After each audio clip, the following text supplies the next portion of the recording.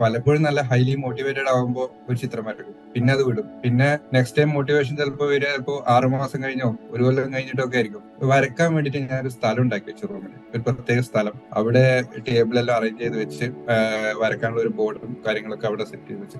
Mobile ഞാൻ വന്ന് വരക്കുന്ന സമയത്ത് മൊബൈല് സ്വിച്ച് ഓഫ് അല്ല, പക്ഷെ ഞാൻ മൊബൈൽ സൈലന്റ് ആക്കിയിട്ട് അവിടെ വെക്കും, പിന്നെ അത് നോക്കുമല്ലോ. രണ്ട് തരത്തിലൊരു ചിത്രം കംപ്ലീറ്റ് ആക്കാം. നമ്മുടെ കോഴ്സിൽ പറയുന്ന പോലെ തന്നെ light tone, middle tone, dark tone എന്ന് പറഞ്ഞിട്ട് 3 ലെയർ 4 ലെയറിൽ ചിത്രം ഒരുമിച്ച് കംപ്ലീറ്റ് ആക്കാൻ പറ്റും. അല്ലെങ്കിൽ പോർഷൻ ബൈ പോർഷൻ കംപ്ലീറ്റ് ആക്കാൻ പറ്റും. പലപ്പോഴും റീലിസം ചെയ്യുന്ന സമയത്ത് അല്ലെങ്കിൽ ഹൈപ്പർ റിയലിസ്റ്റിക് ചെയ്യുന്ന സമയത്ത് കൂടുതൽ പേരും ചെയ്യുന്ന പരിപാടി ആർട്ട് എക്സിബിഷൻ നടത്തുക എന്നുള്ളത് അല്ലെങ്കിൽ അതിന്റെ ഭാഗമാകുക എന്നുള്ളത് പണ്ട് ചെറുപ്പത്തിലുള്ള ആഗ്രഹം.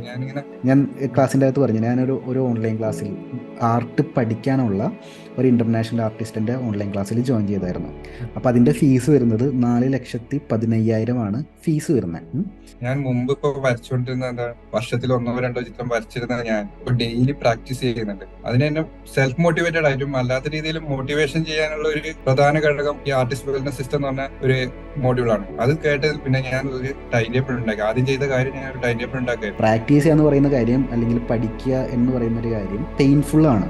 ആർട്ട് ഇഷ്ടപ്പെടുന്ന ഒരുപാട് പേരുടെ ലൈഫ് ടൈം ഗോളൊക്കെയാണ് എക്സിബിഷൻ. ഞാൻ പറയുന്നത് അത്ര വലിയ കാര്യത്തിൽ പൊക്കി വെക്കേണ്ട കാര്യം ഇല്ല. എക്സിബിഷൻ വളരെ സിമ്പിളാണ് അതിൻ്റെ പ്രോസസ്സ്.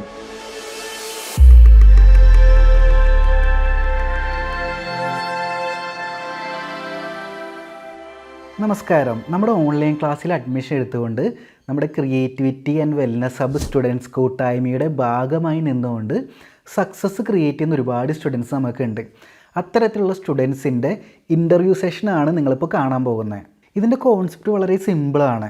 അതായത് നിങ്ങൾക്കിടയിൽ നിന്നും ഒരാളാണ് നമ്മുടെ അടുത്തേക്ക് ഒരു സ്റ്റുഡൻ്റായിട്ട് വരുന്നത്. അപ്പോൾ അവരെടുത്ത ആക്ഷൻസ്, അവരുടെ ലൈഫിലെ ഡ്രോയിങ്ങും പെയിൻറ്റിങ്ങും ഇമ്പ്രൂവ് ചെയ്യാനായിട്ട് എന്തൊക്കെ ആക്ഷൻസാണ് എടുത്തത്, അതിലൂടെ അവരുടെ ഡ്രോയിങ് ആൻഡ് പെയിൻറ്റിങ് സ്കിൽ എങ്ങനെ ഇമ്പ്രൂവ് ചെയ്തു, അതിലൂടെ അവർ ലൈഫിൽ സന്തോഷം എങ്ങനെ കണ്ടെത്തി, അതിൻ്റെ ആക്ഷൻ സ്റ്റെപ്പുകളാണ് അവർ ഷെയർ ചെയ്യാനായിട്ട് പോകുന്നത്. അതിൻ്റെ മെയിൻ ബെനിഫിറ്റ് ഈ വീഡിയോ കാണുന്ന എൻ്റെ സ്റ്റുഡൻസിനും എന്നെ ഫോളോ ചെയ്യുന്ന ആർട്ട് ഇഷ്ടപ്പെടുന്ന ഒരുപാട് പേർക്ക് ഡയറക്റ്റ്ലി ഇംപ്ലിമെൻറ്റ് ചെയ്യാൻ പറ്റുന്ന വളരെ സിമ്പിളായിട്ടുള്ള സ്റ്റെപ്പുകൾ പഠിക്കാനായിട്ട് സാധിക്കും. തീർച്ചയായിട്ടും അത് നിങ്ങൾ ഇംപ്ലിമെൻറ്റ് ചെയ്ത് കഴിഞ്ഞാൽ ഇവർ സക്സസ് ആയ പോലെ തന്നെ നിങ്ങൾക്കും ആർട്ടിൽ സക്സസ് ആകാനും നിങ്ങളുടെ ഡ്രോയിങ് സ്കിൽ നെക്സ്റ്റ് ലെവലിലോട്ട് ഇമ്പ്രൂവ് ചെയ്യാനും സാധിക്കും. അപ്പോൾ ഇതിൻ്റെ ബാക്ക്ഗ്രൗണ്ടിൽ നടക്കുന്ന ആ ഒരു പ്രോസസ്സ് ക്വിക്കായിട്ട് എക്സ്പ്ലെയിൻ ചെയ്തുകൊണ്ട് നമുക്ക് ഇൻ്റർവ്യൂ സെഷൻ സ്റ്റാർട്ട് ചെയ്യാം. ഒരു സ്റ്റുഡൻറ്റ് നമ്മുടെ ഓൺലൈൻ ക്ലാസ്സിൽ അഡ്മിഷൻ എടുത്തുകൊണ്ട് നമ്മുടെ സ്റ്റുഡൻസ് കമ്മ്യൂണിറ്റിയിലോട്ട് വരുന്നു. അങ്ങനെ വരുന്ന സമയത്ത് അവർക്ക് ഒരുപാട് കാര്യങ്ങൾ പഠിക്കാനും ഇംപ്ലിമെൻറ്റ് ചെയ്യാനും പ്രാക്ടീസ് ചെയ്യാനും ഉണ്ടായിരിക്കും. അങ്ങനെ പ്രാക്ടീസ് ചെയ്ത് അവർ ഇമ്പ്രൂവ് ആകുന്നതനുസരിച്ചിട്ട് ഞാൻ അവർക്ക് റിവാർഡ് സെറ്റ് ചെയ്തിട്ടുണ്ട്. ഒരു ഗെയിം കളിക്കുന്ന പോലെ ഓരോ ഗെയിമിൻ്റെ ഓരോ സ്റ്റേജ് കഴിയുമ്പോഴും അവർക്ക് ഒരുപാട് റിവാർഡുകൾ നമ്മൾ സെറ്റ് ചെയ്യും. അത്തരത്തിൽ കോൺഫിഡൻസ് അച്ചീവർ എന്നുള്ള റിവാർഡ് സ്വന്തമാക്കിയ സുധീഷ് നമ്മോടൊപ്പം ഉണ്ട്. ഇപ്പോൾ ഈ ഒരു ലെവലിലോട്ട് സുധീഷിന് എത്താനായിട്ട് എന്തൊക്കെ സ്റ്റെപ്സാണ് എടുത്തത്, എന്തൊക്കെ ബുദ്ധിമുട്ടുകളാണ് നേരിട്ടത്, കൂടാതെ ഈ ഒരു ലെവലിൽ എത്തി നിൽക്കുന്ന സമയത്ത് നമ്മുടെ മറ്റുള്ള സ്റ്റുഡൻസിൻ്റെ അടുത്തും നമ്മുടെ ആർട്ട് ഫോളോ ചെയ്യുന്ന ആർട്ട് ലവേഴ്സിൻ്റെ അടുത്തും എന്തൊക്കെയാണ് സുധീഷിന് ഷെയർ ചെയ്യാനുള്ളത് എന്ന് നമുക്ക് നോക്കാം. അപ്പോൾ ആദ്യം സുധീഷിനെ ഞാൻ കൺഗ്രാജുലേറ്റ് ചെയ്യാനായിട്ട് ആഗ്രഹിക്കുന്നു. കോൺഫിഡൻസ് അച്ചീവർ റിവാർഡ് സ്വന്തമാക്കിയ സുധീഷിനെ അദ്ദേഹത്തിൻ്റെ സക്സസ് സ്റ്റോറി ഷെയർ ചെയ്യാനായിട്ട് നമ്മുടെ ഇൻ്റർവ്യൂ സെഷനിലോട്ട് വെൽക്കം ചെയ്യുന്നു. എനിക്ക് ആദ്യം അറിയേണ്ടത് സുധീഷിനെ കുറിച്ചിട്ടാണ്. ഒന്ന് ഇൻട്രൊഡ്യൂസ് ചെയ്യാമോ? എവിടെ നിന്നാണ് വരുന്നത്, എന്താണ് പേര്, എന്താണ് ചെയ്യുന്നത് എന്നുള്ള കാര്യങ്ങളൊക്കെ. തീർച്ചയായും. എൻ്റെ പേര് സുധീഷ്. ഞാൻ ആക്ച്വലി ഇപ്പോൾ ലിവ് ചെയ്യുന്നത് തായ്ലൻഡിലാണ്. ഞാനിവിടെ വർക്ക് ചെയ്യാണ് തായ്ലൻഡിൽ ഒരു എഞ്ചിനീയർ ആയിട്ട്. ഇവിടെ ഒരു 13 വർഷമായി തായ്ലൻഡിൽ ജീവിക്കുന്നത്. അപ്പം നമ്മളെ വർക്കിംഗ് അവേഴ്സ് എന്ന് വെച്ചാൽ എനിക്കൊരു 12 മണിക്കൂർ ഡെയിലി വർക്കിംഗ് വരും. അതും 2 ഷിഫ്റ്റ് ആയിട്ട് വർക്ക് ചെയ്യുന്നത്. 2 വീക്സ് ഞാൻ മോർണിംഗ് ഷിഫ്റ്റ് ആയിരിക്കും 7 to 7. Then another 2 weeks night 7 to 7. അതെന്റെ ഒരു നോർമൽ ലിവിങ് ഷെഡ്യൂൾ. പിന്നെ ഫാമിലി ആയിട്ട് തന്നെയാണ് ഇവിടെ താമസിക്കുന്നത്. 2 കുട്ടികളുണ്ട്. മൂത്ത കുട്ടി 1-ാം ക്ലാസ് UKG പഠിക്കുന്നു. രണ്ടാമത്തെ ചെറിയ കുട്ടിയാണ് 2 വയസ്സ്. ഇതാണ് എൻ്റെ ഒരു ബേസിക് ഇൻട്രൊഡക്ഷൻ. പിന്നെ എങ്ങനെയാണ് ആർട്ടിലോട്ട് വന്നിരുന്നത്? ആർട്ടിലോട്ട് വന്നു വെച്ചാല് കുട്ടിക്കാലത്ത് ഞാൻ വരക്കുന്നത് ഇഷ്ടമാണ്, വരക്കാറുണ്ട്. സ്കൂളിലൊക്കെ പഠിക്കുമ്പോൾ കോമ്പറ്റീഷനൊക്കെ പോകാറുണ്ട്. ഒരു സ്കൂൾ ലെവലിലൊക്കെ സമ്മാനങ്ങളൊക്കെ കിട്ടാറുണ്ട്. പക്ഷെ അതിനപ്പുറത്തേക്കുള്ള ഒരു വലിയ ലെവലിലേക്കൊന്നും പോയിട്ടില്ല. നമ്മൾ സ്കൂളിൽ പഠിക്കുമ്പോൾ തന്നെ കൂടുതൽ ക്ലാസ്സിലുള്ളവരൊക്കെ നല്ലവണ്ണം വരക്കുന്ന കുട്ടികൾ ഉണ്ടായിരുന്നു കൂടെ തന്നെ. അങ്ങനെ സ്കൂൾ പഠിക്കുന്ന കാലത്ത് വരച്ചു കഴിഞ്ഞ് പിന്നെ കോളേജിലെത്തിയപ്പോ അത്യാവശ്യം വരക്കുന്നല്ലാണ്ട് വലിയൊരു കണ്ടിന്യൂഷൻ ഉണ്ടായിട്ടില്ല. അത് കഴിഞ്ഞ് ഞാൻ ജോലിയൊക്കെ ചെയ്ത് തായ്ലൻഡിലൊക്കെ വന്ന് ഇപ്പൊ ഞാൻ വരക്കും ഇടക്ക്. അതായത് പലപ്പോഴും നല്ല ഹൈലി മോട്ടിവേറ്റഡ് ആകുമ്പോൾ ഒരു ചിത്രം വരക്കും, പിന്നെ അത് വിടും. പിന്നെ നെക്സ്റ്റ് ടൈം മോട്ടിവേഷൻ ചിലപ്പോൾ വരിക ചിലപ്പോൾ 6 മാസം കഴിഞ്ഞോ 1 കൊല്ലം കഴിഞ്ഞിട്ടോ ഒക്കെ ആയിരിക്കും. അങ്ങനെ വലിയൊരു ഗ്യാപ്പാണ്. ഒരു ഗ്യാപ്പിൽ വരക്കും, ഒരു കണ്ടിന്യൂഷൻ ഒന്നും ഉണ്ടായില്ല. അങ്ങനെ വരച്ചുകൊണ്ടിരിക്കുമ്പോഴാണ് യാദൃശ്ചികമായിട്ട് സച്ചിൻ സാറിന്റെ ഈ ക്ലാസ് ഇങ്ങനെ യൂട്യൂബിൽ ഞാൻ ഇങ്ങനെ വീഡിയോ കാണുന്നുണ്ട്. ആർട്ടുമായി സംബന്ധിച്ച് പല വീഡിയോകളും ഞാൻ കാണാറുണ്ടായിരുന്നു. അങ്ങനെ യാദൃശ്ചികമായിട്ടാണ് സച്ചിൻ സാറിന്റെ വീഡിയോ കാണാനും സച്ചിൻ സാറിന്റെ ഈ ക്ലാസ്സിനെ പറ്റി കോഴ്സിനെ പറ്റിയൊക്കെ അറിയാനും സാധിച്ചത്. പിന്നെ അതിലേക്ക് ജോയിൻ ചെയ്യായിരുന്നു. ജോയിൻ ചെയ്യുമ്പോൾ എന്റെ ഒരു പ്രതീക്ഷ വെച്ചാല് ഇപ്പോഴെന്റെ ലെവൽ എന്താണോ അതിൽ നിന്ന് ഇമ്പ്രൂവ് ചെയ്യുക എന്നുള്ളത് ഫസ്റ്റത്തെ ഒരു ഇതായിരുന്നു. പിന്നെ ഒരു ആർട്ട് എക്സിബിഷൻ നടത്തുക എന്നുള്ളത് അല്ലെങ്കിൽ അതിന്റെ ഭാഗമാകുക എന്നുള്ളത് പണ്ട് ചെറുപ്പത്തിലുള്ള ആഗ്രഹം. ഞാനിങ്ങനെ നാട്ടിലൊക്കെ നമ്മളെ കൂട്ടുകാർ എന്റെ കൂടെ പഠിച്ചവരൊക്കെ അത്യാവശ്യം നല്ല വരക്കുന്നവരുണ്ടായിരുന്നു. അവരൊക്കെ നടത്തിയ ആർട്ട് എക്സിബിഷനൊക്കെ ഞാൻ കണ്ടിട്ടുണ്ട്. അത് കൂടാതെ എന്റെ നമ്മുടെ നാട്ടിൽ തന്നെ കുറെ കലാകാരന്മാരെ എനിക്ക് പരിചയമുണ്ട്, നേരിട്ടല്ലെങ്കിലും അവർ നടത്തുന്ന ആർട്ട് എക്സിബിഷൻ ഒക്കെ ചെറുപ്പത്തിലെ കണ്ടിട്ടുള്ള ഒരു ഇൻസ്പിറേഷനും മോട്ടിവേഷൻ ഒക്കെ ഉണ്ട്. അത് ചെറുപ്പത്തിലെ ഒരു ആഗ്രഹമായിരുന്നു. അങ്ങനെ ഒരു ആർട്ട് എക്സിബിഷന്റെ ഭാഗമാവണമെന്നുണ്ട്. പിന്നെ പറ്റുവാണെങ്കിൽ ചെറിയൊരു ഒരു എന്താ പറയാ ഒരു ഏണിങ്സും ആർട്ടിൽ നിന്ന് ഉണ്ടാക്കി ജനറേറ്റ് ചെയ്യാൻ പറ്റുകയാണെങ്കിൽ അതൊരു അഡീഷണൽ ഇതായിട്ട് ഞാൻ കാണുന്നുണ്ട്. ആ ആർട്ടിലേക്കുള്ള ഒരു ജേണി. പിന്നെ സച്ചിൻ സാറിന്റെ ക്ലാസ്സിൽ വന്ന ശേഷമുള്ള ഇമ്പ്രൂവ്മെന്റ്സ് ഒന്നാമത്തെ പറയുകയാണെങ്കിൽ എനിക്ക് ഏറ്റവും ഇഷ്ടപ്പെട്ട ക്ലാസ് തുടങ്ങി ഞാൻ ബിഗിനിങ് ക്ലാസ് കാണാൻ തുടങ്ങിയ തൊട്ട് എനിക്ക് ആദ്യം ഏറ്റവും കൂടെ അട്രാക്റ്റീവ് ആയിട്ടുള്ള ഏറ്റവും കൂടെ എന്താ പറയുക ഇമ്പോർട്ടന്റ് ആയിട്ട് തോന്നിയത് ആർട്ട്നെസ് വെൽനസ് സിസ്റ്റം എന്ന് പറഞ്ഞ മോഡ്യൂളാണ്. അതാണ് ഒരു പക്ഷേ എന്ന് പറഞ്ഞിട്ട് ഏറ്റവും കൂടുതലായിട്ട് എന്നെ സഹായിച്ചത്. ഞാൻ മുമ്പ് ഇപ്പൊ വരച്ചുകൊണ്ടിരുന്ന എന്താണ് വർഷത്തിൽ 1-2 ചിത്രം വരച്ചിരുന്ന ഞാൻ ഇപ്പൊ ഡെയിലി പ്രാക്ടീസ് ചെയ്യുന്നുണ്ട്. അതിന് എന്നെ സെൽഫ് മോട്ടിവേറ്റഡ് ആയിട്ടും അല്ലാത്ത രീതിയിൽ മോട്ടിവേഷൻ ചെയ്യാനുള്ള ഒരു പ്രധാന ഘടകം ഈ ആർട്ടിസ്റ്റ് വെൽനസ് സിസ്റ്റം എന്ന് പറഞ്ഞ ഒരു മോഡ്യൂളാണ്. അത് കേട്ടതിൽ പിന്നെ ഞാൻ ഒരു ടൈം ടേബിൾ ഉണ്ടാക്കി. ആദ്യം ചെയ്ത കാര്യം ഞാൻ ഒരു ടൈം ടേബിൾ ഉണ്ടാക്കിയായിരുന്നു. ടൈം ടേബിൾ ഉണ്ടാക്കി എക്സലില് കമ്പ്യൂട്ടറിൽ ലാപ്ടോപ്പിൽ ഒരു എക്സലില് ഉണ്ടാക്കി. എന്നിട്ട് ഞാൻ ദിവസം എനിക്ക് ഹാർഡ്ലി ഒരു ഹാഫ് ആൻ അവർ ആണ് ഒരു ദിവസം കിട്ടുക. Half an hour 1 hour maximum അത്രേ എനിക്ക് സമയം കിട്ടാറുള്ളൂ ചെയ്യാൻ. അപ്പൊ ഞാൻ 1 അവറോ അല്ല 45 മിനിറ്റ്സോ വരക്കുകയാണെങ്കിൽ ഞാൻ അതിലൊരു ഗ്രീൻ ടിക്ക് ഇടും ഓരോ ദിവസം. ഇപ്പൊ വരച്ചില്ലെങ്കിൽ ഞാൻ അതിൽ റെഡ് ഇടും. പക്ഷെ നോർമലി ബേസിക്കലി എല്ലാ ദിവസവും ഗ്രീൻ കാണാനാണ് താല്പര്യം. അല്ല ഒരു ദിവസം സ്കിപ്പായി പോവാണെങ്കിൽ ഞാൻ നെക്സ്റ്റ് ഡേ ഞാൻ ചിലപ്പോൾ കുറച്ചധികം ടൈം ഇപ്പം ഇന്നൊരു ദിവസം വരച്ചില്ല എന്നെങ്കിൽ നെക്സ്റ്റ് ഞാൻ ഒരു 1.5 അവർ സ്പെൻഡ് ചെയ്യും അതിന് വേണ്ടിയിട്ട്. അപ്പൊ അത് കൺസിസ്റ്റന്റ് ആയിട്ട് എല്ലാ ദിവസവും ഞാൻ പ്രാക്ടീസ് ചെയ്യാൻ ശ്രമിക്കുന്നുണ്ട്. ഓൾമോസ്റ്റ് നമുക്കൊന്ന് ഒരു മാസത്തിൽ ഒരു 25 ഡേയ്സ് എന്തായാലും ഞാൻ അതിനുവേണ്ടി ചെയ്യുന്നുണ്ടാവും. പിന്നെ സൺഡേസിലൊക്കെ ഞാൻ ചിലപ്പോൾ അധികം സൺഡേസിലൊക്കെ ചില സമയത്ത് വീട്ടിൽ പ്രത്യേകിച്ച് വർക്കോ അല്ല പ്രത്യേകിച്ച് പ്ലാനൊന്നും ഇല്ലെങ്കിൽ ഞാൻ ഒരു 3 to 4 hours ചിലപ്പോൾ സ്പെൻഡ് ചെയ്യും വരക്കാനായിട്ട്. കുട്ടികളും അവരും വരക്കും. ഒരു ഫാമിലി ടൈം ആയി. പിന്നെ രണ്ടാമത് ചെയ്തത് ഈ ആ, ആ, വരക്കാൻ വേണ്ടിയിട്ട് ഞാൻ ഒരു സ്ഥലം ഉണ്ടാക്കി വെച്ചു റൂമിൽ, ഒരു പ്രത്യേക സ്ഥലം. അവിടെ ടേബിളെല്ലാം അറേഞ്ച് ചെയ്ത് വെച്ച് വരക്കാനുള്ള ഒരു ബോർഡും കാര്യങ്ങളൊക്കെ അവിടെ സെറ്റ് ചെയ്ത് വെച്ച്. അപ്പൊ ആ ഏരിയയിൽ വന്നാൽ ഓട്ടോമാറ്റിക്കലി ബ്രെയിൻ അറിയാം ഇത് വരക്കാനുള്ള ഒരു സ്ഥലമാണ്, ഞാൻ വരക്കാൻ പോവാണ്. അതൊരു എന്താ പറയണ്ടേ നമുക്കൊരു വരക്കാൻ വേണ്ടിയിട്ടുള്ള ഒരു തുടങ്ങി കിട്ടാനുള്ള ഒരു സ്ട്രഗിൾ ഒന്നും ഇല്ല. ആ ഏരിയയിൽ എത്തിയാൽ ഓട്ടോമാറ്റിക്കായിട്ട് വരക്കാനുള്ള ഒരു മോട്ടിവേഷൻ ആയി. പിന്നെ രണ്ടാമത് വെച്ച് ടേബിളൊക്കെ നീറ്റ്ലി അറേഞ്ച്ഡ് ആണ്. ഒരു ദിവസം വരച്ച് കഴിഞ്ഞാല് അന്നത്തേക്ക് തന്നെ എല്ലാം എടുത്തു വെക്കും. പിന്നെ ടേബിള് ഡിസോറിയന്റഡ് ആയിട്ടൊന്നും വെക്കാറില്ല. നെക്സ്റ്റ് വന്നിട്ട് എനിക്ക് തുടങ്ങാൻ വേണ്ടിയിട്ട് ഒരു ഡിലേ ഉണ്ടായാല് പിന്നെ എനിക്ക് സമയം കുറെ അതിന്റെ മുകളിൽ പോയി പോകും. ആകെ ഉള്ള കുറച്ച് സമയത്തിൽ വേണം പ്രാക്ടീസ് ചെയ്യാൻ. അപ്പൊ ഞാൻ എപ്പോഴും അത് ഒരു നീറ്റ് ആൻഡ് ക്ലീൻ ആയിട്ട് വെക്കും. നെക്സ്റ്റ് വന്ന് ഇരുന്ന് ഓൺ ദി സ്പോട്ടിൽ എനിക്ക് വരക്കാൻ തുടങ്ങണം. അപ്പൊ അതൊരു ഇമ്പ്രൂവ്മെന്റ് ആയിട്ടാണ്. പിന്നെ ഡെയിലി വരക്കുന്നുണ്ട്. ഇപ്പൊ പ്രൊഡക്ടിവിറ്റി കൂടി. ഞാനിപ്പോ മുമ്പ് ഒരു ചിത്രം വരക്കാൻ വേണ്ടിയിട്ട് മെല്ലെ വരച്ച് കുറച്ചു നേരം അവിടെ നോക്കി കുറച്ചു നേരം അതിനിടയ്ക്ക് മൊബൈൽ നോക്കി. ഇപ്പൊ അങ്ങനെ ചെയ്യുന്നില്ല. ഇപ്പം മൊബൈല് ഞാൻ വന്ന് വരക്കുന്ന സമയത്ത് മൊബൈല് സ്വിച്ച്ഡ് ഓഫ് അല്ല, പക്ഷെ ഞാൻ മൊബൈൽ സൈലന്റ് ആക്കിയിട്ട് അവിടെ വെക്കും. പിന്നെ അത് നോക്കുമല്ല. പിന്നെ ചിലപ്പോൾ ലൈറ്റ് ആയിട്ട് എന്തെങ്കിലും മ്യൂസിക് കിട്ടും. അതായത് ഇൻ കേസ് എന്റെ കോൺസെൻട്രേഷൻ പോവാണെങ്കിൽ മാക്സിമം മ്യൂസിക് വരുള്ളൂ. ആ മ്യൂസിക് വന്നിട്ട് പിന്നെ തിരിച്ച് ആർട്ടിലേക്ക് തന്നെ തിരിച്ചു വരും ഞാൻ. ആ ഒരു ബാക്ക്ഗ്രൗണ്ട് ചെറിയ മ്യൂസിക് ഒന്നും ഉണ്ടാവും, വരക്കും. അങ്ങനെ പ്രൊഡക്ടിവിറ്റിയിൽ നല്ല ഇമ്പ്രൂവ്മെന്റ് ആയിട്ടുണ്ട്. പിന്നെ സ്പീഡ് കൂടിയിട്ടുണ്ട്. മുമ്പ് വരച്ചുകൊണ്ടിരിക്കുന്നതിനെക്കാട്ടും സ്പീഡ് ഞാൻ കുറച്ച് കൂടിയിട്ടുണ്ട്. മുമ്പ് ഭയങ്കര സ്ലോ ആയിരുന്നു. ഇപ്പം ഡെയിലി പ്രാക്ടീസ് ചെയ്യുന്നതുകൊണ്ട് കുറച്ചും കൂടി സ്പീഡിൽ വരക്കാൻ പറ്റുന്നുണ്ട്.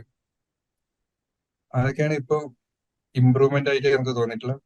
പിന്നെ സ്കിൽ മെത്തേഡിന്റെ ടെക്നിക്സ് ഒക്കെ കുറെ മെത്തേഡൊക്കെ ഞാൻ യൂട്യൂബ് വീഡിയോ കുറെ കാണുന്നുണ്ട് ഉണ്ട്. പിന്നെ സച്ചിൻ സാറിന്റെ ക്ലാസ്സിൽ നിന്ന് ഞാൻ കുറെ കാര്യങ്ങൾ പഠിച്ചു. അതൊക്കെ ഞാൻ പ്രാക്ടീസ് ചെയ്യുക വെച്ചാല് കുറച്ച് കുറവാണ്. എന്റെ അഭിപ്രായത്തിൽ ഞാൻ പ്രാക്ടീസ് ചെയ്യുന്നത് ഞാൻ തന്നെ കുറച്ച് കുറവാണ്. ഇനി ഇമ്പ്രൂവ് ചെയ്യേണ്ടത് കുറേ കൂടി പ്രാക്ടീസ് ചെയ്യണം നമുക്ക്. പക്ഷെ ഞാൻ കുറച്ച് സ്പീഡാക്കാൻ വേണ്ടിയിട്ട് കുറച്ചൊക്കെ ഓരോ ചിത്രങ്ങളൊക്കെ 2-3 ടൈപ്പ് ഓഫ് ചിത്രങ്ങൾ വരക്കണം എന്ന് ആഗ്രഹം ഉണ്ടെങ്കിൽ ചിലപ്പോൾ ഒന്ന് മാത്രമേ വരക്കാറുള്ളൂ. ഇപ്പൊ ഞാൻ എത്തിയത് A to Z പെൻസിൽ കോഴ്സില് ഹ്യൂമൻ അനാട്ടമി അവിടെ എത്തിയിട്ടുണ്ട്. അപ്പോ ഇപ്പൊ കൈയിന്റെ ചിത്രങ്ങളൊക്കെ ഞാൻ ഓരോന്ന് വരച്ചു. ഒരു കൈയിന്റെ കാലം വരച്ചു. രണ്ടാമതും പുതിയൊരു ഡിഫറെന്റ് ടൈപ്സ് ഓഫ് ഹാൻഡ്സ് വരക്കാനുള്ള ഒരു ശ്രമത്തിലാണ്. പിന്നെ പോർട്രേറ്റ് ഡ്രോയിങ് ഞാൻ ഇതിന് സാറിന്റെ വീഡിയോ കുറെ കണ്ട് ക്ലാസ് ഒക്കെ കണ്ടോണ്ട് അതെപ്പോഴും ശ്രമിക്കാറുണ്ട് പോർട്രേറ്റ് ഡ്രോയിങ് ചെയ്തുകൊണ്ടിരിക്കാൻ വേണ്ടിയിട്ട്. അതൊരു സൈഡിലേക്ക് ഇപ്പം ഒരു ചിത്രം ഞാൻ പ്രാക്ടീസ് ചെയ്യുമ്പോൾ തന്നെ ചിലപ്പം വേറൊരു ചിത്രം ഒരു പോർട്രേറ്റോ ഒന്ന് സൈഡിലേക്ക് കൂടി ചെയ്യുന്നുണ്ടാവും. അപ്പൊ അത് കുറച്ച് കുറച്ച് ചെയ്യും, ഇടയ്ക്ക് പ്രത്യേകം. പിന്നെ ഒരു സ്കെച്ച് ബുക്ക് ഉണ്ട്. സ്കെച്ച് ബുക്കിൽ ഞാൻ വെച്ചാല് ഇവിടുന്ന് എവിടെയെങ്കിലും യാത്ര ചെയ്യുമ്പോൾ അല്ലെങ്കിൽ ചിലപ്പോൾ ഏതെങ്കിലും സിനിമയൊക്കെ കണ്ടോണ്ടിരിക്കുമ്പോൾ സ്കെച്ച് ബുക്ക് കൈമുണ്ടാവും. അപ്പം ബോറടിക്കുമ്പോൾ അന്നേരം വരക്കും. അത് പിന്നെ ഒരു റഫ് ആയിട്ട് വരക്കുന്നേ ഉള്ളൂ. ബാക്കി മുഴുവൻ ഈ ആർട്ട് റൂമിൽ ഇവിടെ സെറ്റ് ആയിട്ട് ഇവിടെ തന്നെ വരക്കാറ്. അങ്ങനെ ഇപ്പോഴത്തെ ആർട്ടിലുള്ള ജേണി ഇതുവരെയുള്ള. ഞാനൊന്ന് ഷോർട്ട് ആക്കിയിട്ടൊന്ന് പറയാം, കാണുന്നവർക്ക് ഒരുപാട് ഹെൽപ്ഫുൾ ആയിരിക്കും. അതായത് നമ്മുടെ ക്ലാസ്സിൽ ജോയിൻ ചെയ്ത് കഴിഞ്ഞാൽ നമ്മുടെ സ്റ്റുഡൻസിന് കൃത്യമായിട്ടൊരു പാത്ത് നമ്മൾ കൊടുക്കുന്നുണ്ട്, എന്തൊക്കെയാണ് ചെയ്യേണ്ടത് എന്നുള്ള കാര്യങ്ങൾ കൊടുക്കുന്നുണ്ട്. അതിൽ പറയുന്ന കാര്യങ്ങളാണ് നമുക്ക് നല്ലൊരു ടൈം ടേബിൾ വേണം പ്രാക്ടീസ് ചെയ്യാനായിട്ട്.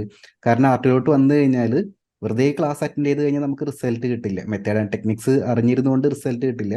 പക്ഷെ അത് പ്രാക്ടീസ് ചെയ്യാൻ പറ്റണം. പ്രത്യേകിച്ച് ഓൺലൈൻ ക്ലാസ്സിലോട്ട് വരുന്ന സമയത്ത് നമുക്കുള്ള ബുദ്ധിമുട്ട് എന്താണെന്ന് വെച്ച് കഴിഞ്ഞാൽ സ്റ്റുഡൻസിനെ കൊണ്ട് പ്രാക്ടീസ് ചെയ്യിപ്പിക്കുക എന്നുള്ളത് പറയുന്ന കാര്യം ടീച്ചറിന്റെ വലിയൊരു ടാസ്ക് ആണ്. നമുക്ക് വീട്ടിൽ വന്ന് പറയാൻ പറ്റില്ലല്ലോ പ്രാക്ടീസ് ചെയ്യാനായിട്ട്.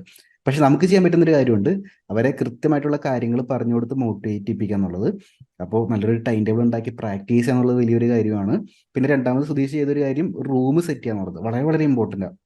നമുക്ക് വരയ്ക്കാൻ തോന്നുമ്പോൾ പെട്ടെന്ന് വന്നിരുന്ന് വരയ്ക്കാനുള്ള സ്പേസ് ഉണ്ടെങ്കിൽ മാത്രമേ ആ ഒരു പ്രോസസ്സ് അവിടെ നടക്കുകയുള്ളൂ.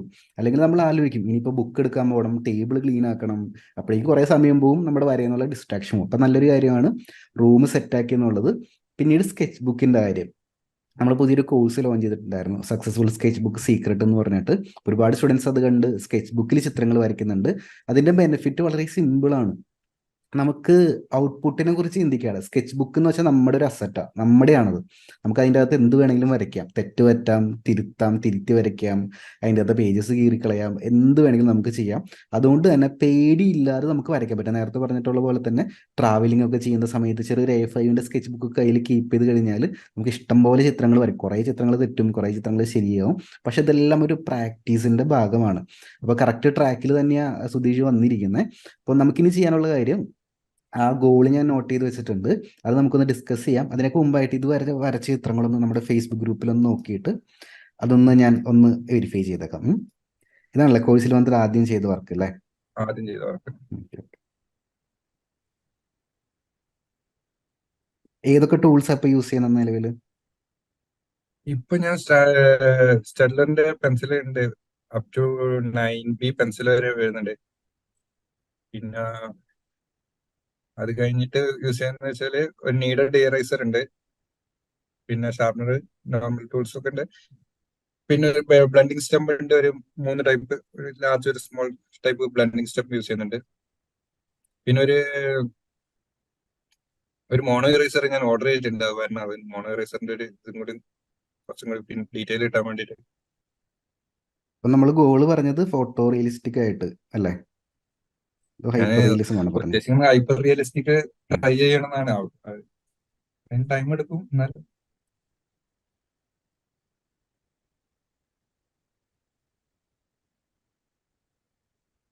നന്നായിട്ടുണ്ട്. പോർട്രേറ്റ് നമുക്ക് കോഴ്സിലൂടെ തന്നെ പഠിക്കാനുണ്ട് കേട്ടോ. പോർട്രേറ്റിന്റെ അഡ്വാൻസ് പോർട്രേറ്റ് സ്കെച്ചിങ് കോഴ്സ് നമുക്ക് അതിൻ്റെ അകത്ത് തന്നെ വരുന്നുണ്ട്.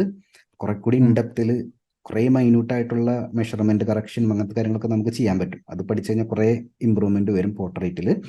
ഹൈപ്പർ റിയലിസ്റ്റിക് ആയിട്ട് ചെയ്യണമെങ്കിൽ നമ്മൾ ആദ്യം അച്ചീവ് ചെയ്യേണ്ടത് ഫോട്ടോ റിയലിസം ആണ്. അതായത് ഇപ്പൊ ഇങ്ങനത്തെ ഒരു ഫോട്ടോ എടുത്തു കഴിഞ്ഞാൽ അതേപോലെ നമുക്ക് പേപ്പറിലോട്ട് വരയ്ക്കാൻ പറ്റും. ഇപ്പോൾ ഓൾമോസ്റ്റ് ഈക്വൽ ആയിട്ട് തന്നെ വരയ്ക്കുന്നത്. പക്ഷേ ഫോട്ടോ റിയലിസത്തിലോട്ട് വരുന്ന സമയത്ത് കുറെ കൂടി ടൈം നമുക്ക് അതിൻ്റെ അകത്ത് ഇൻവെസ്റ്റ് ചെയ്യേണ്ടി വരും. നമ്മൾ നോർമലി ഒരു ചിത്രം വരയ്ക്കുമ്പോൾ ഇതിപ്പോൾ എത്ര മണിക്കൂർ എടുത്തിട്ടായിരിക്കും വരച്ചിട്ടുണ്ടായിരിക്കും ഒരു കപ്പ്? ഇതൊരു 6-7 hours എടുത്തിട്ടുണ്ടാവും. ഫോട്ടോ റിയലിസം ആകുമ്പോൾ മാക്സിമം ഫോട്ടോ പോലെ ആവുന്ന വരെ നമുക്ക് അതിൻ്റെ മുകളിൽ ഇരിക്കാനായിട്ട് പറ്റണം. പിന്നെ ഈ പറയുന്ന ടൂൾസ് അപ്ഗ്രേഡും വരും കേട്ടോ അതിലോട്ട് വരുന്ന സമയത്ത്. ഇപ്പോൾ ബാക്ക്ഗ്രൗണ്ട് ചെയ്തത് ഇത് കണ്ടോ, ഈ ബാക്ക്ഗ്രൗണ്ട് ഉം. കണ്ടോ, ഒരു ഒരു ഒരു ഗ്രാജുവൽ ഒരു ഗ്രേഡിയന്റ് പോലെ വന്നിരിക്കുന്നത്. ഇത് നോർമലി പെൻസിൽ വെച്ച് ചെയ്യാൻ പറ്റും. പെൻസിൽ വെച്ച് ചെയ്യുന്ന സമയത്ത് ഇതുപോലെ ഡിഫറൻസ് നോർമലി വരും. അപ്പം അതിന് പകരം നമുക്ക് ഗ്രാഫൈറ്റ് പൗഡർ യൂസ് ചെയ്യും. ഇത് ഗ്രാഫൈറ്റ് പൗഡർ യൂസ് ചെയ്തിട്ടുണ്ട് ഇതിൻ്റെ അകത്ത്? ഇല്ല ഇല്ല. ഇല്ല. ഗ്രാഫൈറ്റ് പൗഡർ നമുക്ക് ഉണ്ടാക്കാം. നമ്മുടെ പെൻസിൽ പൊടിച്ച് ക്രിയേറ്റ് ചെയ്യാം, അല്ലെങ്കിൽ വാങ്ങാനായിട്ട് കിട്ടും. ക്രെട്ട കളറിൻ്റെ ഒക്കെയാണ് ഞാൻ ഇവിടെ യൂസ് ചെയ്യുന്നത്. വാങ്ങാനായിട്ട് ഉം. കിട്ടും. അതിൻ്റെ അകത്ത് കോട്ടൺ മുക്കിയിട്ട് അത് ഡിഫറെൻറ്റ് ഗ്രേഡിൻ്റെയും കിട്ടും. ഇതിപ്പോൾ ഉം. ഓൾമോസ്റ്റ് HB 2B ഒക്കെ ആയിരിക്കും ഈ ഒരു ഗ്രേഡ്. അത് ചാർക്കോൾ പൗഡറും കിട്ടും. ഇപ്പോൾ ബ്ലാക്ക് ഒക്കെ ആണെങ്കിൽ ചാർക്കോൾ പൗഡർ വാങ്ങാൻ പറ്റും. അപ്പോൾ പൗഡറിൽ കോട്ടൺ മുക്കിയിട്ട് പതുക്കെ ഉം. ഡ്രാഗ് ചെയ്ത് കഴിഞ്ഞാൽ ഈ ഒരു ഗ്രേഡ് നമുക്ക് പതിയെ കിട്ടും. അപ്പോൾ ഇവിടെ ഒരു പേപ്പർ ഇങ്ങനെ വെക്കുക, ഇതിൻ്റെ മുകളിൽ ഒരു പേപ്പർ വെക്കുക, അതിൻ്റെ മുകളിലൂടെ അങ്ങനെ ചെയ്താൽ മതി. മനസ്സിലാവുന്നുണ്ടോ? ആ. കറക്റ്റ് എഡ്ജ് നമുക്ക് കിട്ടും. അപ്പം അങ്ങനെ കുറേ മെത്തേഡ് ഉണ്ട്. ഇപ്പോൾ ഫോട്ടോ റിയലിസത്തിലോട്ട് വരുന്ന സമയത്ത് അതേപോലെ കുറേ മെത്തേഡുകൾ യൂസ് ചെയ്ത് കഴിഞ്ഞാൽ കുറെ കൂടി ബെറ്റർ ആയിരിക്കും. പിന്നെ കമ്പയർ ചെയ്ത് നോക്കണം.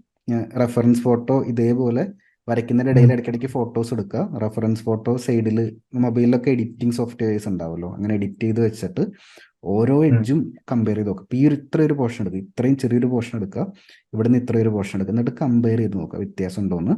ഇവിടെ നോക്കിയേ, ഇവിടെ ഇത്രയൊരു പോർഷൻ എടുത്തു കഴിഞ്ഞാൽ ഇവിടെ ചെറിയൊരു ഗ്രേഡും ഇവിടെ ഒരു ഗ്രേഡും, ഇത് കഴിയുമ്പോൾ ഇവിടെ പ്യുവർ വൈറ്റാ. മനസ്സിലാവുന്നുണ്ടോ? ഇവിടെ ചെറിയൊരു ഒരു ഒരു ഒരു ഒരു ടച്ച് കൊടുത്തിട്ടുള്ളൂ ഗ്രേയുടെ.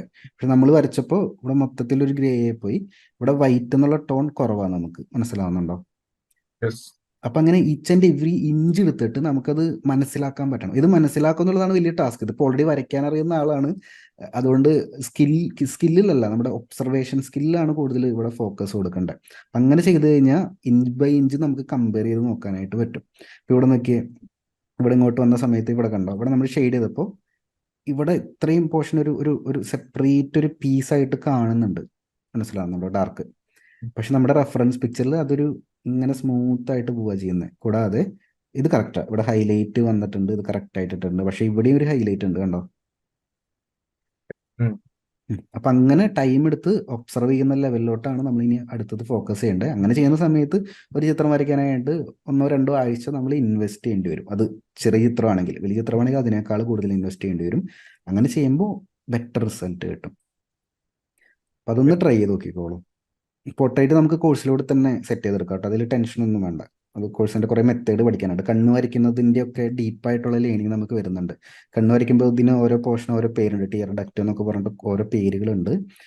അതൊക്കെ നമുക്ക് പഠിച്ച് മനസ്സിലാക്കുന്ന സമയത്ത് ടിയർ ഡക്റ്റിൻ്റെ ഷേപ്പ് എന്താണെന്ന് വരെ നമുക്ക് ഒബ്സർവ് ചെയ്യാൻ പറ്റും. കണ്ടോ, ഇത് ഇത്തിരി ലോങ് ആയി പോയിട്ടുണ്ട്. ഇവിടെ പിക്ചറിൽ ആ. ഒരു റൗണ്ട് പോലെയാണ്. അപ്പം അങ്ങനെ ചെറിയ മൈന്യൂട്ട് കാര്യങ്ങളാണ്. അത് ഒബ്സർവേഷനാണ് അവിടെ കൂടുതൽ പാർട്ട് വരുന്നത്. അത് ചെയ്ത് കഴിയുന്ന സമയത്ത് നമുക്ക് പെട്ടെന്ന് തന്നെ, എനിക്കും ഇഷ്യൂസ് ഉണ്ടാവാറുണ്ട് ചില സമയത്ത്. കാരണം നമ്മൾ വരയ്ക്കുന്ന സമയത്ത് കൂടുതൽ ചിന്തിക്കുന്നില്ലല്ലോ. ഉം. പക്ഷേ ശരിക്കും ഹൈപ്പർ റിയലിസത്തിലോട്ട് വരുന്ന സമയത്ത് കുറെ കൂടി നമ്മൾ ചിന്തിക്കാൻ ടൈം എടുക്കണം. ഒരു ചിത്രം കയ്യിൽ കിട്ടിക്കഴിഞ്ഞാൽ റെഫറൻസ് പിക്ചർ നോക്കണം, ചിന്തിക്കാൻ ടൈം എടുക്കണം. അതൊക്കെയാണ് പരിപാടി. പിന്നെ ഹൈപ്പർ റിയലിസത്തിന്റെ കാര്യം പറയുകയാണെങ്കിൽ നമുക്ക് കുറെ കൂടി, ഇത് ഹൈപ്പർ റിയലിസ്റ്റിക് അല്ലാന്ന് എനിക്കറിയാം, വേറെ ചിത്രം നമുക്ക് എടുക്കാം. ഓക്കെ, കുറെ കൂടി ഇമ്പ്രൂവൈസ് ചെയ്യാനായിട്ട് പറ്റും. ലൈറ്റ് ആൻഡ് ഷാഡോന്റെ കോൺട്രാസ്റ്റ് കുറച്ചും കൂടി കൂട്ടി കൊടുക്കാൻ പറ്റും. ഇപ്പോൾ ബ്ലാക്ക് ഉള്ള ഏരിയാസ് ഉണ്ടെങ്കിൽ നോർമൽ ഫോട്ടോയിലുള്ളതിനേക്കാളും കൂടുതൽ ഡെപ്തിൽ ബ്ലാക്ക് കൊടുക്കാം. വൈറ്റ് ഉള്ള ഏരിയാസ് ഉള്ളെങ്കിൽ നോർമൽ ഫോട്ടോനേക്കാളും കൂടുതൽ ബ്രൈറ്റ് ആയിട്ടുള്ള വൈറ്റ് കൊടുക്കാം. മനസ്സിലാവുന്നുണ്ടോ? അപ്പൊ ചിത്രം ഫോട്ടോ ഉള്ളതിനേക്കാളും കൂടുതൽ ഒരു വേറെ ലെവലിലോട്ട് വരും. അപ്പോൾ ഹൈപ്പർ റിയലിസ്റ്റിക് സ്റ്റൈലിലോട്ട് നമുക്ക് അച്ചീവ് ചെയ്യാനായിട്ട് സാധിക്കും. ഇതാണ് ഡ്രോയിങ് ഒക്കെ നല്ലതാണ്, കറക്റ്റ് പാത്തിലാ പോകുന്നത്. ഇനി നമ്മൾ ചെയ്യേണ്ട കാര്യം, ഇതെല്ലാം പ്രാക്ടീസിന് വേണ്ടി വരയ്ക്കുന്ന ചിത്രങ്ങളാണല്ലോ, അതൊക്കെ നന്നായിട്ടുണ്ട്. ഉം. ഇനി നമ്മൾ ചെയ്യേണ്ട കാര്യം വരയ്ക്കുന്ന ചിത്രങ്ങളെ രണ്ടാക്കി തിരിക്കുക. ഒന്ന്, പ്രാക്ടീസ് ചെയ്യാനായിട്ട് വേണ്ടി വരയ്ക്കുന്ന ചിത്രങ്ങൾ. രണ്ട്, മാസ്റ്റർ പീസ് ആർട്ട് വർക്ക്. മനസ്സിലാവുന്നുണ്ടോ? ഉം. പ്രാക്ടീസ് ചെയ്യാനായിട്ട് വേണ്ടി വരയ്ക്കുന്ന ചിത്രങ്ങൾ എൻജോയ് ചെയ്ത് പാട്ടൊക്കെ വെച്ച് എൻജോയ് ചെയ്ത് വരച്ചോ, ഒരു ഇഷ്യൂ ഇല്ല. നമ്മുടെ കോഴ്സ് അറ്റൻഡ് ചെയ്ത് വരയ്ക്കാം, യാതൊരു ഇഷ്യൂ ഇല്ല. പക്ഷേ മാസ്റ്റർ പീസ് ആർട്ട് വർക്ക് ചെയ്യുന്ന സമയത്ത് റെഫറൻസ് പിക്ചർ ചൂസ് ചെയ്യുന്ന ടൈം മുതൽ നമ്മൾ ഫോക്കസ് കൊടുക്കണം. മനസ്സിലാവുന്നുണ്ടോ? ഏത് ടൈപ്പ് റെഫറൻസ് പിക്ചർ ഇതിൽ ഭയങ്കര ഇമ്പോർട്ടൻ്റ് ആണ്. കാരണം ഇപ്പോൾ റെഫറൻസ് പിക്ചർ ക്വാളിറ്റി ഇല്ലാത്ത റെഫറൻസ് പിക്ചർ എടുത്തു കഴിഞ്ഞാൽ തീർച്ചയായിട്ടും നമ്മുടെ ഡ്രോയിങ് ചെയ്യുന്ന സമയത്ത് ക്വാളിറ്റി വരില്ല. അപ്പോൾ ഏത് ടൈപ്പ്, പിന്നെ നമുക്ക് ഇഷ്ടമുള്ള സബ്ജക്റ്റുകൾ കണ്ടുപിടിക്കാം. ഫ്യൂച്ചറിലോട്ടൊക്കെ വരുന്ന സമയത്ത് എക്സിബിഷനൊക്കെ ചെയ്യുന്ന സമയത്ത് നമ്മുടെ ഇഷ്ടം ഭയങ്കര ഇമ്പോർട്ടൻ്റ് ആണ്. നമ്മൾ ഏത് സ്റ്റൈലിൽ വരയ്ക്കുന്ന ഒരാളാ, ഏത് സബ്ജക്റ്റാണ് നമ്മളവിടെ എക്സിബിഷന് വെക്കുന്നത്, ഇതൊക്കെ ഭയങ്കര ഇമ്പോർട്ടൻ്റ് ആണ്.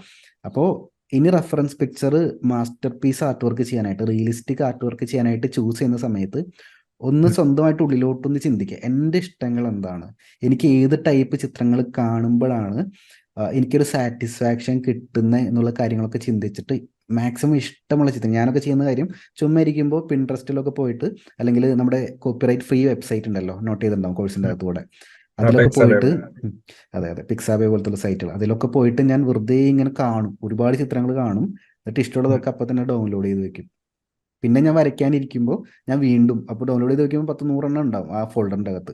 ഞാൻ വീണ്ടും അതിൻ്റെ അകത്ത് നിന്ന് ആ ഒരു മൂഡിൽ എനിക്ക് എന്താണ് വരയ്ക്കാൻ തോന്നുന്നത് അതിൻ്റെ അകത്ത് നിന്ന് റെഫർ ചെയ്ത് കണ്ടുപിടിക്കും. അതിലാണ് ഞാൻ വരയ്ക്കുന്നുണ്ടായിരിക്കും. അത് വരയ്ക്കുന്ന സമയത്ത് 1-2 മാസമൊക്കെ അതിനു വേണ്ടി മാത്രം ആ ഒരു സിംഹത്തിൻ്റെ ചിത്രം വരച്ചത് യൂട്യൂബിൽ കണ്ടിട്ടുണ്ടായിരിക്കും, ഡിസൈൻ പോലെയുള്ള. അതൊക്കെ അത്രയും ടൈം എടുത്ത് റെഫറൻസ് പിക്ചറൊക്കെ അത്രയും ഒബ്സർവ് ചെയ്ത്, അത് അത്രയും എളുപ്പത്തിൽ കിട്ടുന്ന റെഫറൻസ് പിക്ചർ അല്ല. കുറേ സൈറ്റിലൊക്കെ പോയി സെർച്ച് ചെയ്ത് AI ജനറേറ്റഡ് ആകുന്ന ചിത്രമൊക്കെയാണ്. അങ്ങനെ സെർച്ച് ചെയ്ത് കണ്ടുപിടിച്ചൊരു ചിത്രമാണ്. അപ്പൊ അങ്ങനെ കണ്ടുപിടിക്കുമ്പോൾ എഫേർട്ട് തുടങ്ങുന്നത് നമ്മൾ വരയ്ക്കാൻ തീരുമാനിക്കുന്ന മൊമെന്റ് മുതൽ, റെഫറൻസ് പിക്ചർ സെലക്ട് ചെയ്യുന്ന ടൈം മുതൽ നമ്മുടെ എഫേർട്ട് സ്റ്റാർട്ട് ചെയ്യും ഇതിന് വേണ്ടിയിട്ട്. അപ്പൊ ആലോചിച്ച് നമുക്ക് ഇഷ്ടമുള്ള, ഭയങ്കര ഇഷ്ടമുള്ള, ഇപ്പോൾ ഫാമിലിക്ക് ഉണ്ടെന്ന് പറഞ്ഞു, കുട്ടികൾക്ക് ഉണ്ടെന്ന് പറഞ്ഞില്ലേ, ഇപ്പോൾ കുട്ടികളുടെ ചിത്രം ഭയങ്കര ഇഷ്ടമുള്ള സബ്ജക്റ്റ്, ഒരു എക്സാമ്പിൾ മാത്രമായിട്ട് പറയുന്നത്, ഭയങ്കര ഇഷ്ടമുള്ള സബ്ജക്റ്റ് ആണെങ്കിൽ നമുക്ക് അതിനോട് 100% നീതി പുലർത്തണം എന്നൊരു തോന്നൽ വരും. മനസ്സിലാവുന്നുണ്ടോ? എന്നിട്ട് അതിൻ്റെ റെഫറൻസ് പിക്ചേഴ്സ് എടുക്കുക. അത് സൂം ചെയ്തിട്ടും കുറച്ച് ഫോക്കസ് ഔട്ട് ചെയ്തിട്ടും കുറച്ച് ബ്ലർ ആക്കിയിട്ടും പല ആംഗിളിൽ നിന്ന് അതിൻ്റെ റെഫറൻസ് പിക്ചർ ചൂസ് ചെയ്ത് വെക്കുക. പ്രിന്റ് എടുത്ത് വെക്കുന്നത് നല്ലതാ. A3 സൈസിൽ നമുക്ക് ലേസർ പ്രിന്റ് ചെയ്യാൻ പറ്റും, ഹൈ ക്വാളിറ്റിയിൽ. പ്രിന്റ് എടുത്ത് കയ്യിൽ വെക്കുന്നത് നല്ലതാ. എന്നിട്ട് ഇതൊക്കെ വെച്ചിട്ട് 1-2 ദിവസം വെറുതെ റെഫറൻസ് പിക്ചർ മാത്രമായിട്ട് ഇങ്ങനെ ഇരിക്കുക. പ്രാക്ടീസ് സൈഡിലൂടെ നടക്കുന്നുണ്ട്, അത് വേറെ ചിത്രങ്ങൾ വരയ്ക്കുന്ന നടക്കുന്നുണ്ട്. പക്ഷേ ഈ മെയിൻ ചിത്രത്തിന്റെ റെഫറൻസ് പിക്ചർ വെച്ചിട്ട് കുറച്ച് നാൾ നമ്മളിങ്ങനെ അതിനോട് അത് നമ്മുടെ ഉള്ളിലോട്ട് കയറണം. അതിനുശേഷമായിരിക്കും നമ്മൾ സ്റ്റെപ്പ് ബൈ സ്റ്റെപ്പ് ആയിട്ട് ആദ്യം ഔട്ട്ലൈൻ ഇടുന്നുണ്ടായിരിക്കുക, പിന്നെ ഓരോ പോർഷൻ ബൈ പോർഷൻ ആയിട്ട് നമ്മൾ കംപ്ലീറ്റ് ആക്കുന്നുണ്ടായിരിക്കും. 2 തരത്തിലൊരു ചിത്രം കംപ്ലീറ്റ് ആക്കാം. നമ്മുടെ കോഴ്സിൽ പറയുന്ന പോലെ തന്നെ light tone, middle tone, dark tone എന്ന് പറഞ്ഞിട്ട് 3 ലെയർ 4 ലെയറിൽ ചിത്രം ഒരുമിച്ച് കംപ്ലീറ്റ് ആക്കാൻ പറ്റും. അല്ലെങ്കിൽ പോർഷൻ ബൈ പോർഷൻ കംപ്ലീറ്റ് ആക്കാൻ പറ്റും. പലപ്പോഴും റിയലിസം ചെയ്യുന്ന സമയത്ത്, അല്ലെങ്കിൽ ഹൈപ്പർ റിയലിസ്റ്റിക് ചെയ്യുന്ന സമയത്ത് കൂടുതൽ പേരും ചെയ്യുന്ന പരിപാടി ചെറിയൊരു പോർഷൻ എടുക്കും, ആ പോർഷൻ എല്ലാം ചെയ്ത് കംപ്ലീറ്റ് ആക്കും, അടുത്ത പോർഷൻ എടുക്കും, ആ പോർഷൻ കംപ്ലീറ്റ് ആക്കും, അടുത്ത പോർഷൻ എടുക്കും, ആ പോർഷൻ കംപ്ലീറ്റ് ആക്കും. അങ്ങനെ ആയിരിക്കും ചെയ്യുന്നുണ്ടായിരിക്കുക. അപ്പോൾ ഡിഫറെൻറ്റ് മെത്തേഡുകൾ നമുക്ക് അവിടെ അപ്ലൈ ചെയ്ത് നോക്കാൻ പറ്റും. ഇത് ഓരോ ആർട്ടിസ്റ്റിനും വ്യത്യസ്തമായിരിക്കും. ഞാൻ കൂടുതലും ചെയ്യുന്നത് വലിയ ചിത്രങ്ങളാണെങ്കിൽ പോർഷൻ ബൈ പോർഷൻ ആണ് ചെയ്യുന്നത്. മനസ്സിലാവുന്നുണ്ട്? ചെറിയൊരു പോർഷൻ കംപ്ലീറ്റ് എടുത്തിട്ട് അതിന്റെ ലൈറ്റ് ആൻഡ് ഷാഡോ മൊത്തം ചെയ്ത് അത് ഫിനിഷ് ചെയ്യും, അടുത്ത പോർഷനിലോട്ട് പോകും. അങ്ങനെ ചെയ്യുമ്പോൾ എന്താ ബെനിഫിറ്റ് എന്ന് വെച്ച് കഴിഞ്ഞാൽ, നമ്മൾ കുറേ മാസങ്ങൾ ഇതിന്റെ ബാക്കിൽ ഇരിക്കേണ്ടി വരും. പക്ഷെ പോർഷൻ ബൈ പോർഷൻ കംപ്ലീറ്റ് ആക്കുന്ന വരെ നമുക്ക് അറിയാൻ പറ്റും എത്ര പെർസെൻറ്റേജ് എൻ്റെ ചിത്രം കംപ്ലീറ്റ് ആയെന്നൊരു ഐഡിയ കിട്ടും.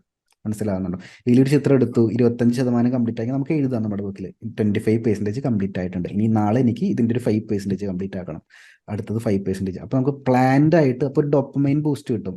അത് ഭയങ്കര സന്തോഷമായിരിക്കും നമുക്കത് ചെയ്യുന്ന സമയത്ത്. അപ്പോൾ ആ ഒരു പ്രോസസ്സിലോട്ട് മാറി നോക്കിക്കോളൂ. പിന്നെ നേരത്തെ പറഞ്ഞ ടൂൾസും ഒന്ന് അപ്ഗ്രേഡ് ചെയ്ത് നോക്കിക്കോളൂ.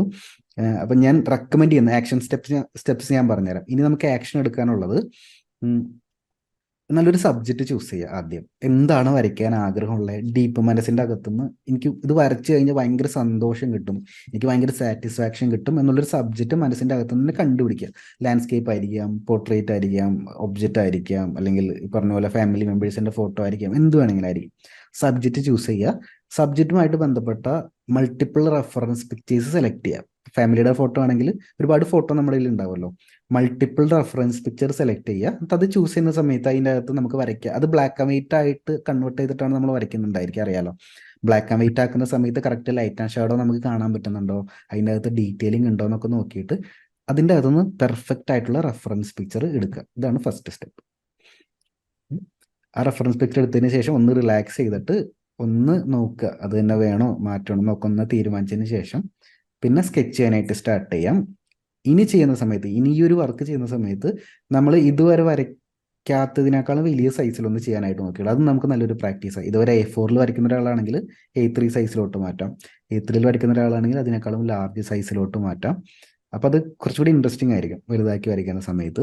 എന്നിട്ട് ഔട്ട്ലൈൻ ഇടുന്ന സമയത്ത്, ഔട്ട്ലൈൻ ഇട്ട് കഴിഞ്ഞാൽ പിന്നെ നമുക്ക് ഔട്ട്ലൈൻ മാറ്റേണ്ട ഒരു അവസ്ഥ വരരുത്. ഔട്ട്ലൈൻ വളരെ ലൈറ്റായിട്ട് ഇടുക. ഔട്ട്ലൈൻ 100% കൺഫേം ആക്കിയതിന് ശേഷം മാത്രം ഷെയ്ഡിങ്ങിലേക്ക് കടക്കുക. മനസ്സിലാവുന്നുണ്ടോ? ട്രയൽ എൻഡർ ഇല്ല. നമ്മൾ ഈ മാസ്റ്റർ പീസ് ആർട്ട് വർക്ക് ചെയ്യുന്ന സമയത്ത് ട്രയൽ എൻഡർ പലപ്പോഴും ചെയ്യാറില്ല. അത്രയും വലിയ ആർട്ട് വർക്ക് ആണല്ലോ, നമ്മുടെ അത്രയും വലിയ എന്താ പറയുക ഒരു അസറ്റാണ് ആർട്ട് വർക്ക്.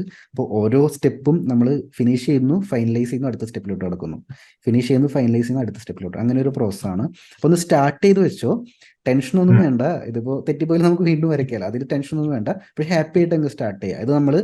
ഇത് എക്സിബിഷന് വേണ്ടി വരയ്ക്കുന്നതാണെന്ന് വിചാരിച്ചങ്ങ് വരച്ചു കഴിഞ്ഞാൽ നമുക്ക് ഭയങ്കര കമ്മിറ്റ്മെന്റ് ആയിരിക്കാം ചിത്രത്തിനോട്.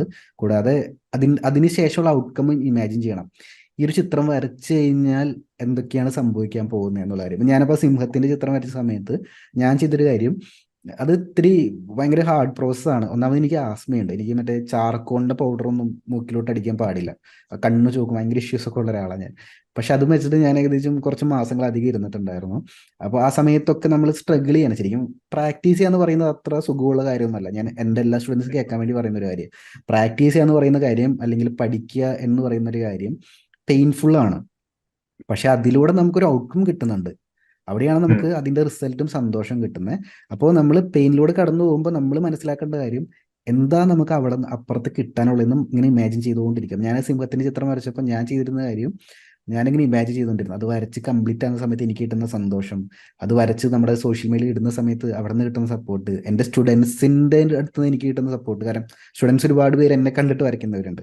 അപ്പോൾ ഞാൻ നല്ല രീതിയിൽ വലിയ ചിത്രങ്ങൾ വരയ്ക്കുന്ന സമയത്ത് അവർക്കൊരു മോട്ടിവേഷൻ, അവർക്കും അതുപോലെ വരയ്ക്കാൻ പറ്റും. അവർക്കറിയാം ഞാൻ എന്ത് വരച്ചാലും ഞാനത് പഠിപ്പിക്കുന്ന അവർക്കറിയാം. അവരുടെ ഒരു എക്സ്പെക്ടേഷനാണ്. അപ്പം ഇങ്ങനത്തെ കുറേ ഔട്ട്കം ഞാൻ ലിസ്റ്റ് ചെയ്തിട്ട് വരയ്ക്കുന്ന ടൈമിലൊക്കെ ഞാനത് ഇമാജിൻ ചെയ്യും. അപ്പോൾ നമുക്ക് മോട്ടിവേഷൻ കിട്ടും ഇത് കണ്ടിന്യൂ ചെയ്തു പോകാനായിട്ട്. നമ്മൾ ഡൗൺ ആയിരിക്കുന്ന സമയത്ത് ഒരിക്കലും മാസ്റ്റർ പീസ് ആർട്ട് വർക്കിൽ തൊടുക പോലും ചെയ്യരുത്. ഒന്നാമത്തെ കാര്യം മനസ്സിലായി. പ്രാക്ടീസ് ചെയ്യുന്ന പോലെ രണ്ട് ഡിഫറെൻറ്റ് മൈൻഡ് സെറ്റിലാണ് ചെയ്യുന്നത്. പ്രാക്ടീസിൻ്റെ കാര്യം ഞാൻ പറഞ്ഞത് ട്രാവൽ ചെയ്യുമ്പോൾ ചെയ്തോ, എപ്പോൾ വേണമെങ്കിലും ചെയ്തോ. പക്ഷേ മാസ്റ്റർ പീസ് ആർട്ട് വർക്ക് ചെയ്യുന്ന സമയത്ത് നമ്മുടെ മൈൻഡ് ഫുൾ ഓൺ ആയിരിക്കുന്ന സമയത്ത് വേണം അതിൻ്റെ അകത്ത് വർക്ക് ചെയ്യാനായിട്ട്.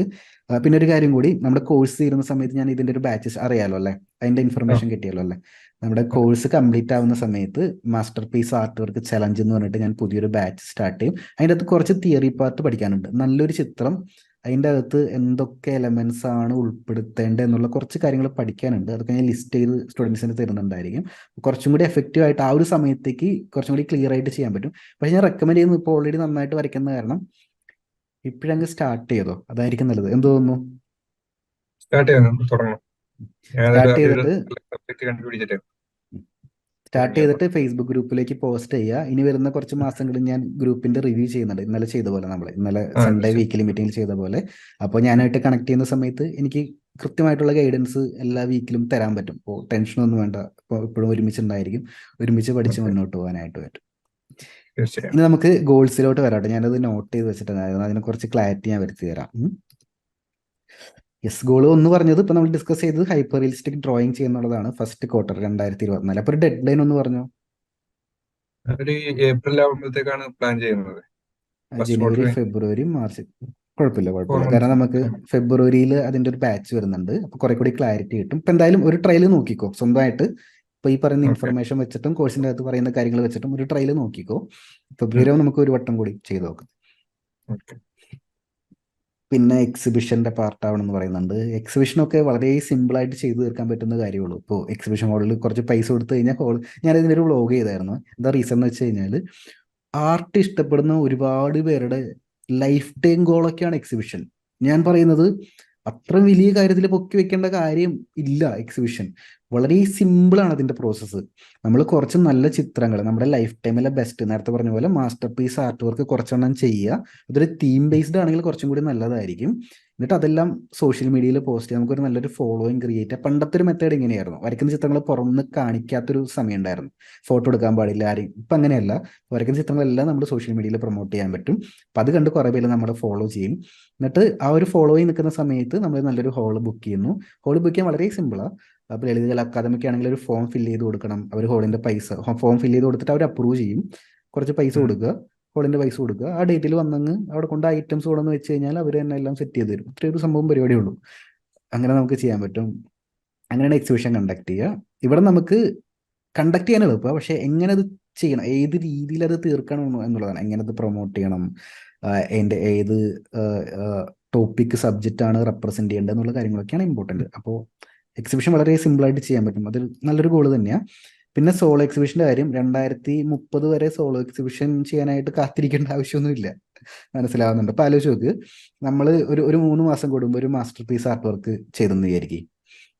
ഒരു എക്സിബിഷനൊക്കെ എന്ന് പറയുന്ന സമയത്ത് മിനിമം, ഞാൻ പറയുന്നത് മിനിമം ഒരു 10 ആർട്ട് വർക്ക് ഉണ്ടെങ്കിൽ നല്ലൊരു എക്സിബിഷൻ ചെയ്യാൻ പറ്റും. മനസ്സിലാവുന്നുണ്ടോ? 2030 എന്ന് പറയുമ്പോൾ നമുക്ക് അതിനേക്കാളും വലിയ വലിയ ഗോളൊക്കെ ആ സമയത്ത് വരും. അപ്പോൾ ഇതൊക്കെ ഒന്ന് താഴ്ത്തി കിട്ടോ. എക്സിബിഷൻ ചെയ്യാന്ന് പറയുന്നത് നമ്മുടെ സിമ്പിൾ അച്ചീവബിൾ ആയിട്ടുള്ള വളരെ സിമ്പിൾ ആയിട്ടുള്ള ഗോളാണ്. അപ്പോൾ ആ രീതിയിൽ അതിനെ അറേഞ്ച് ചെയ്താൽ മതി. അത് ഇനി വരുന്ന മാസങ്ങളിലും വരുന്ന അടുത്ത വർഷം അതിൻ്റെ അടുത്ത വർഷമൊക്കെ ആയിട്ട് അവിടെ തങ്ങളുടെ ലിമിറ്റ് ചെയ്തോ. കാരണം ഇത് ചെയ്ത് തീർക്കുമ്പോൾ വീണ്ടും വീണ്ടും വീണ്ടും പുതിയ പുതിയ ഗോൾസും കാര്യങ്ങളൊക്കെ കിട്ടും. പിന്നെ കമ്മീഷൻ വർക്കിന്റെ കാര്യം, അത് നമുക്ക് ലാർജ് ആയിട്ട് ഡിസ്കസ് ചെയ്യാനാണ്. നമുക്ക് അടുത്ത ഹോൾ ഓഫ് ഫെയിമിലോട്ട് വരുന്ന സമയത്ത് ഞാൻ കുറച്ചുകൂടി ഇൻപുട്സ് തരാം. ഇപ്പം നമുക്ക് ചെയ്യാൻ പറ്റുന്ന കാര്യം, ഇത് ഒന്നൊന്നും ആലോചിച്ച് നോക്കട്ടോ. എൻ്റെ ഓൺലൈൻ ക്ലാസ്സിലോട്ട് അഡ്മിഷൻ എടുക്കാനായിട്ട് സുധീഷ് എടുത്ത എഫേർട്ട് ഒന്ന് പറയാമോ? ഫസ്റ്റ് മുതൽ, ഞാനായിട്ട് ഫസ്റ്റ് സച്ചിൻ എന്നുള്ള വ്യക്തിനെ അറിയുന്നത് മുതൽ ഒന്ന് ചുരുക്കി എന്ന് പറഞ്ഞാൽ മതി. ക്ലാസ്സിൽ ജോയിൻ ചെയ്യാനുള്ള പ്രോസസ്സ് ഭയങ്കര സിമ്പിൾ ആയിരുന്നു. ഫസ്റ്റ് ഞാൻ സാറിന്റെ വീഡിയോ യൂട്യൂബിൽ ഒരു വീഡിയോ കണ്ടിട്ടാണ് ക്ലാസ്സിലേക്ക് ജോയിൻ ചെയ്യാനുള്ള ഒരു തീരുമാനം എടുക്കുന്നത്. അത് കഴിഞ്ഞിട്ട് ജസ്റ്റ് ലിങ്കിൽ ക്ലിക്ക് ചെയ്തു, ഡയറക്റ്റ് മെസ്സേജസ് വന്നു. മേ ബി 5 മിനിറ്റ്സ് അത്ര വർക്കുള്ളൂ അത് ജോയിൻ ചെയ്യാൻ. അത് വളരെ സിമ്പിൾ ആണ്. ജോയിൻ ചെയ്യുന്ന പ്രോസസ്സ് ഈസിയാണ്. നമ്മൾ ഇതിന്റെ എഫേർട്ട് എടുക്കുക എന്നുള്ളത് മാത്രമാണ് അതിനുശേഷം. അവിടെ ആക്ച്വലി ഒരു സെയിൽസ് നടന്നിട്ടുണ്ടല്ലേ? സുധീഷിന്റെ അടുത്തുനിന്ന് പൈസ എൻ്റെ അക്കൗണ്ടിലോട്ട് ട്രാൻസ്ഫർ ആയിട്ടുണ്ട്. പക്ഷേ ആ ട്രാൻസ്ഫർ ചെയ്യുന്ന പ്രോസസ്സ് വളരെ സിമ്പിളാണ്. അതാണ് മെയിൻ പരിപാടി. ഈ പറയുന്ന ആർട്ടിൽ നിന്ന് ഇൻകം ജനറേറ്റ് ചെയ്യുന്ന മെയിൻ കോൺസെപ്റ്റ് ഇതാണ്. ആ ട്രാൻസ്ഫർ ചെയ്യുന്ന പ്രോസസ്സ് വളരെ സിമ്പിൾ ആയിരിക്കും. പക്ഷെ അത് ട്രാൻസ്ഫർ ചെയ്യും മുമ്പ് ഞാൻ വർഷങ്ങളോളം പണിയെടുത്തിട്ടുണ്ട് ആ പൈസ എൻ്റെ അക്കൗണ്ടിൽ. അത് ആലോചിച്ചിട്ടുണ്ടോ? യൂട്യൂബിൽ വീഡിയോ ചെയ്തിട്ടുണ്ട്. ഞാൻ ഇൻഡസ്ട്രിയിൽ ഏകദേശം 10 വർഷത്തിലധികമായി വർക്ക് ചെയ്യുന്നു. 2017 മുതൽ ഞാൻ റിയൽ ആയിട്ട് ടീച്ചിങ് ചെയ്യുന്നുണ്ട്. അതിൻ്റെ എല്ലാത്തിൻ്റെയും പ്രൂഫ് യൂട്യൂബിൽ എടുക്കുന്നുണ്ട്. ഫേസ്ബുക്ക് പേജ് എടുക്കുകയാണെങ്കിൽ ആഴ്ചയിൽ ഒരു 3-4-5 പോസ്റ്റ് ഫേസ്ബുക്ക് പേജിൽ ആക്റ്റീവാണ്. സ്റ്റുഡൻസിൻ്റെ ടെസ്റ്റിമോണിയൽസ് എടുക്കുന്നുണ്ട്. ഇൻസ്റ്റാഗ്രാമിൽ ആക്റ്റീവാണ്. അപ്പോൾ ആർട്ടിൽ നിന്നും ഇൻകം ജനറേറ്റ് ചെയ്യുന്ന ഒരുപാട് പേര് ചെയ്യുന്ന മിസ്റ്റേക്ക്, ഈ പറയുന്ന എല്ലാവരും ഇവിടെ നിന്ന് സ്റ്റാർട്ട് ചെയ്യും. ക്ലയൻറ്റിൻ്റെ അടുത്ത് നിന്ന് എങ്ങനെ പൈസ വാങ്ങുന്നുള്ളതിന് സ്റ്റാർട്ട് ചെയ്യും. പക്ഷെ അത് ഭയങ്കര സിംപ്ലിഫൈഡ് ആയിരിക്കണം. അതൊരിക്കലും ബുദ്ധിമുട്ടുള്ളതാക്കരുത്. പക്ഷെ നമ്മൾ വർക്ക് ചെയ്യേണ്ടത് അതിന് മുൻപ് ക്ലയൻറ്റിനെ നമ്മുടെ ആളാക്കി മാറ്റാൻ നമ്മൾ എന്തൊക്കെ സ്റ്റെപ്സ് എടുക്കുന്നുള്ളതാണ് ഇമ്പോർട്ടൻറ്റ്. മനസ്സിലാവുന്നുണ്ടോ? ഒരു കമ്മീഷൻ വർക്ക്, ഒരു റിക്വസ്റ്റ് വന്നു കഴിഞ്ഞാൽ ഗ്രാബ് ചെയ്യാൻ ഭയങ്കര ഈസിയാണ്. പക്ഷേ കമ്മീഷൻ വർക്കിൻ്റെ എൻക്വയറി എങ്ങനെ കൊണ്ടുവരും എന്നുള്ളതാണ് ചോദ്യം അവിടുത്തെ. അപ്പം ഇപ്പം മുതൽ നമുക്കൊന്ന് ചിന്തിച്ചു തുടങ്ങാം. എൻ്റെ ഓൺലൈൻ ക്ലാസ്സിലിട്ട് എന്തുകൊണ്ടാണ് നമ്മൾ ജോയിൻ ചെയ്തതെന്ന് ആലോചിക്കുക. ഞാൻ കോൾ ചെയ്തിട്ടില്ല. എന്നെ ഫോൺ കോൾ ചെയ്ത് കിട്ടുക, അതറിയാമല്ലോ. എന്നെ ഫോൺ കോൾ ചെയ്താൽ കിട്ടൂല. എനിക്കിപ്പോൾ ഫോൺ കോൾ ചെയ്യാനായിട്ട് ഞാൻ വേറെ സ്റ്റാഫിനൊന്നും വെച്ചിട്ടില്ല. ഫുള്ളി വാട്സപ്പ് വഴിയാണ്. അപ്പം ഞാൻ നേരിട്ട് സംസാരിക്കാതെ എന്തുകൊണ്ടാണ് എന്നെ വിശ്വസിച്ച് ആ ഒരു ഫീസ് എൻ്റെ അക്കൗണ്ടിലോട്ട് ഇട്ട് തന്നതെന്ന് ആലോചിച്ച് നോക്കുക. അവിടെ ഒരു വലിയൊരു പ്രോസസ്സ് അപ്പുറത്ത് നമ്മൾ പണിയെടുത്തിട്ടുണ്ട്. അപ്പം അങ്ങനെ നമ്മൾ നല്ലൊരു ബേസ് ക്രിയേറ്റ് ചെയ്ത് കഴിഞ്ഞാൽ ഒരു സമയമാവുന്ന സമയത്ത് നമുക്ക് നല്ല രീതിയിലുള്ള നല്ല കസ്റ്റമേഴ്സിനെ കിട്ടും. അല്ലെങ്കിൽ എന്ത് പ്രശ്നം എന്ന് വെച്ച് കഴിഞ്ഞാൽ ഇപ്പോൾ പലരും ചെയ്യുന്നൊരു മണ്ടത്തരമാണ്. പുതിയൊരു പേജിങ് സ്റ്റാർട്ട് ചെയ്യും. ഇപ്പോൾ ആർട്ടിൽ നിന്നും പടം വരച്ച് കൊടുക്കാന്നൊക്കെ പറഞ്ഞിട്ട് സെപ്പറേറ്റ് ഒരു നല്ലൊരു പേരൊക്കെ ഇട്ടിട്ട്, വേറെ കമ്പനിയുടെ പേരൊക്കെ ഇട്ടിട്ട് പുതിയൊരു ഇൻസ്റ്റാഗ്രാം പേജിങ് സ്റ്റാർട്ട് ചെയ്യും. എന്നിട്ട് ഫുൾ പരസ്യങ്ങളായിരിക്കും അതിൻ്റെ അകത്ത്. ഞാൻ എത്ര രൂപയ്ക്ക് വരച്ചുതരാം, ഞാൻ ഫ്രെയിമിന് എത്ര രൂപ എന്നൊക്കെ പറഞ്ഞ് ഫുൾ പരസ്യങ്ങളായിരിക്കും.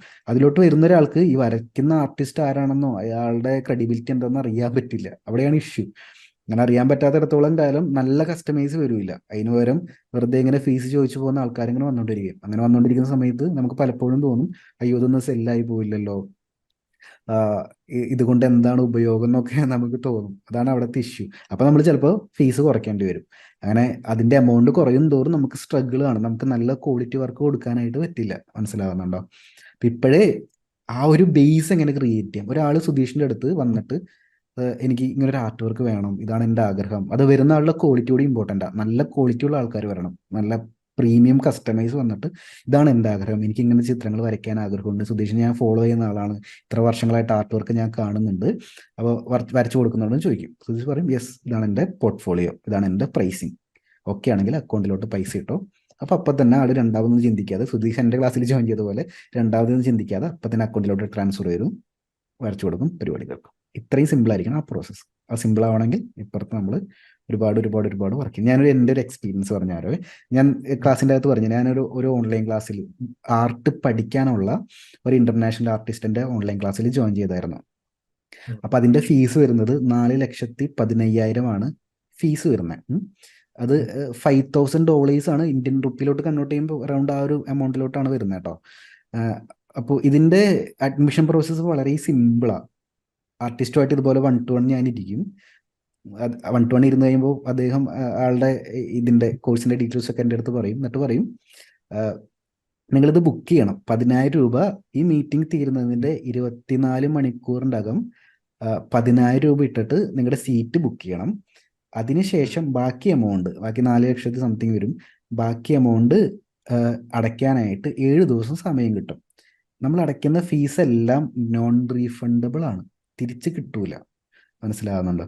അപ്പൊ ഞാൻ ചോദിച്ചു EMI ഉണ്ടോന്ന് ചോദിച്ചു. അപ്പോൾ ഒരു EMI ഉണ്ട്, പക്ഷെ EMI വെച്ച് അടയ്ക്കുകയാണെങ്കിൽ $6,000 ആയിരിക്കും വരുന്നുണ്ടായിരിക്കും ടോട്ടൽ. അപ്പൊ ഏകദേശം 1 ലക്ഷത്തിന്റെ അടുത്ത് വീണ്ടും എമൗണ്ട് കൂടും. ഞാൻ ചെയ്ത കാര്യം, ആ മീറ്റിംഗ് തീർന്നപ്പോൾ അടുത്ത സെക്കൻഡിൽ തന്നെ 17,000 രൂപ അടച്ചു. പിന്നെ ഒരു 3-4 ദിവസത്തിന്റെ അകത്ത് ഞാനൊന്നും കൂടി ഒന്ന് ആലോചിച്ചിട്ട് 4 lakh ഒരുമിച്ച് അടച്ചു. അപ്പം അത് കഴിഞ്ഞിട്ട് ഞാനിരുന്ന് ആലോചിച്ചു, എന്തുകൊണ്ടാണ് ഞാൻ ആ ക്ലാസ്സിൽ ജോയിൻ ചെയ്ത്. ഞാനിപ്പോൾ അറിയാത്തൊരു വ്യക്തി, നമ്മുടെ നാട്ടിലല്ല, കാനഡയിലോ US-ലോ എവിടെയാണ് ആൾ താമസിക്കുന്നത്. എന്തുകൊണ്ടായിരിക്കും ഞാൻ ആ ക്ലാസ്സിൽ ജോയിൻ ചെയ്തിട്ടുണ്ടായിരിക്കുക? പിന്നെ ഞാൻ ജോയിൻ ചെയ്ത സമയത്ത് ഒരുപാട് സ്റ്റുഡൻസ് ആൾക്കുണ്ട്. അപ്പം അവരും ഇതുപോലെ തന്നെ എമൗണ്ട് ഇട്ടിട്ടാണ് വന്നിരിക്കുന്നത്. അവിടെ ഈ സെയിൽസ് പ്രോസസ്സിലല്ല കാര്യം. അവിടെ വർഷങ്ങളായിട്ട് ഞാൻ ഫോളോ ചെയ്യുന്ന ആർട്ടിസ്റ്റാണ്. ആൾ വരയ്ക്കുന്ന ചിത്രങ്ങൾ ഞാൻ കാണുന്നുണ്ട്, അതിൻ്റെ ക്വാളിറ്റി ഞാൻ കാണുന്നുണ്ട്. പിന്നെ ഞാൻ അദ്ദേഹത്തിൻ്റെ 2-3 വെബിനാർസും കാര്യങ്ങളൊക്കെ അറ്റൻഡ് ചെയ്തിട്ടുണ്ട്. അപ്പോൾ ഈ രീതിയിൽ ഇപ്പുറത്ത് നമ്മൾ ബാക്ക്ഗ്രൗണ്ടിൽ വർക്ക് ചെയ്യണം. മനസ്സിലാവുന്നുണ്ടോ? അവിടെ അത്രയും എമൗണ്ട് ഗ്രാബ് ചെയ്യുന്നത് അത് ഈസിയാണെന്ന് വിചാരിക്കേണ്ട. അത് ഈസിയാണ് ശരിക്കും, പക്ഷെ അത് ഈസി ആക്കാനായിട്ട് ഇപ്പുറത്ത് അദ്ദേഹം ഒരുപാട് വർഷങ്ങൾ റെപ്യൂട്ടഡ് ആയിട്ട് വർക്ക് ചെയ്തിട്ടുണ്ട്. അപ്പോൾ നമുക്കൊരു പ്ലാൻ റെഡിയാക്കാം. ഒരു ഐഡിയൽ ആയിട്ടൊരു സീൻ നമുക്കൊന്ന് മനസ്സിൽ കാണാം. ഒരു വ്യക്തി വന്ന് സുധീഷിന്റെ അടുത്ത് വന്നിട്ട് ഒരു ആർട്ട് വർക്ക് പർച്ചേസ് ചെയ്യുന്നു, 10,000 രൂപയ്ക്ക് അല്ലെങ്കിൽ 25,000 രൂപയ്ക്ക് ഒരു ആർട്ട് വർക്ക് പർച്ചേസ് ചെയ്യുമെന്ന് വിചാരിക്കും, ഒരു സെനാരിയോ. അങ്ങനെ പർച്ചേസ് ചെയ്യണമെങ്കിൽ ആ ലെവലിൽ സുധീഷിന് എന്തൊക്കെ ബാക്കപ്പ് സംവിധാനങ്ങൾ വേണം എന്നുള്ളതൊന്ന് മനസ്സിൽ കണ്ടോ. അതിലോട്ട് വർക്ക് ചെയ്യാൻ മതി. ബാക്കപ്പ് സംവിധാനം ഉദ്ദേശിക്കുന്നത് എത്ര ഫോളോവേഴ്സ് വേണം, ഡെയിലി പോസ്റ്റ് ചെയ്യണോ, സോഷ്യൽ മീഡിയയിൽ ആക്റ്റീവ് ആയിട്ടിരിക്കണോ, സോഷ്യൽ മീഡിയ വേണോ വേണ്ടെന്നൊക്കെ നമ്മുടെ തീരുമാനമാണ്, വെബ്സൈറ്റ് വേണോ, പേയ്മെന്റ് എങ്ങനെ വാങ്ങണം എന്നൊക്കെ മനസ്സിൽ ക്രിയേറ്റ് ചെയ്തിട്ട് ഇതിനും ആക്ഷൻ സ്റ്റെപ്സ് നമുക്ക് ഉണ്ടാക്കാം. ഇപ്പോൾ എൻ്റെ ഒരു ഗോൾ ഉണ്ടായിരുന്നത്, എനിക്ക് കുറച്ച് മാസങ്ങൾക്ക് മുമ്പ് ഇൻസ്റ്റാഗ്രാമിൽ 15K ഫോളോവേഴ്സ് എന്തോ ഉണ്ടായിരുന്നുള്ളൂ. കാരണം ഇൻസ്റ്റാഗ്രാമിൽ ഞാൻ ഫോക്കസ്ഡ് അല്ല, ഞാൻ യൂട്യൂബിലായിരുന്നു ഫോക്കസ് ചെയ്തുകൊണ്ടിരുന്നത്. അപ്പോൾ ഞാൻ പിന്നീട് ഇൻസ്റ്റാഗ്രാമിൽ ചെറുതായിട്ടൊന്ന് ആക്റ്റീവ് ആയ സമയത്ത് എനിക്ക് മനസ്സിലായി ആർട്ട് ഇഷ്ടപ്പെടുന്ന ഒരുപാട് പേര് അതിൻ്റെ അകത്തുനിന്ന് എനിക്ക് എൻ്റെ സ്റ്റുഡൻസ് ഒരുപാട് പേര് അതിൻ്റെ അകത്തുണ്ട് ഇൻസ്റ്റാഗ്രാമിൽ. പക്ഷേ ഞാൻ ആക്റ്റീവ് ഇല്ലാത്ത കാരണം അവർക്കൊന്നും ഞാൻ റീച്ചബിൾ അല്ല.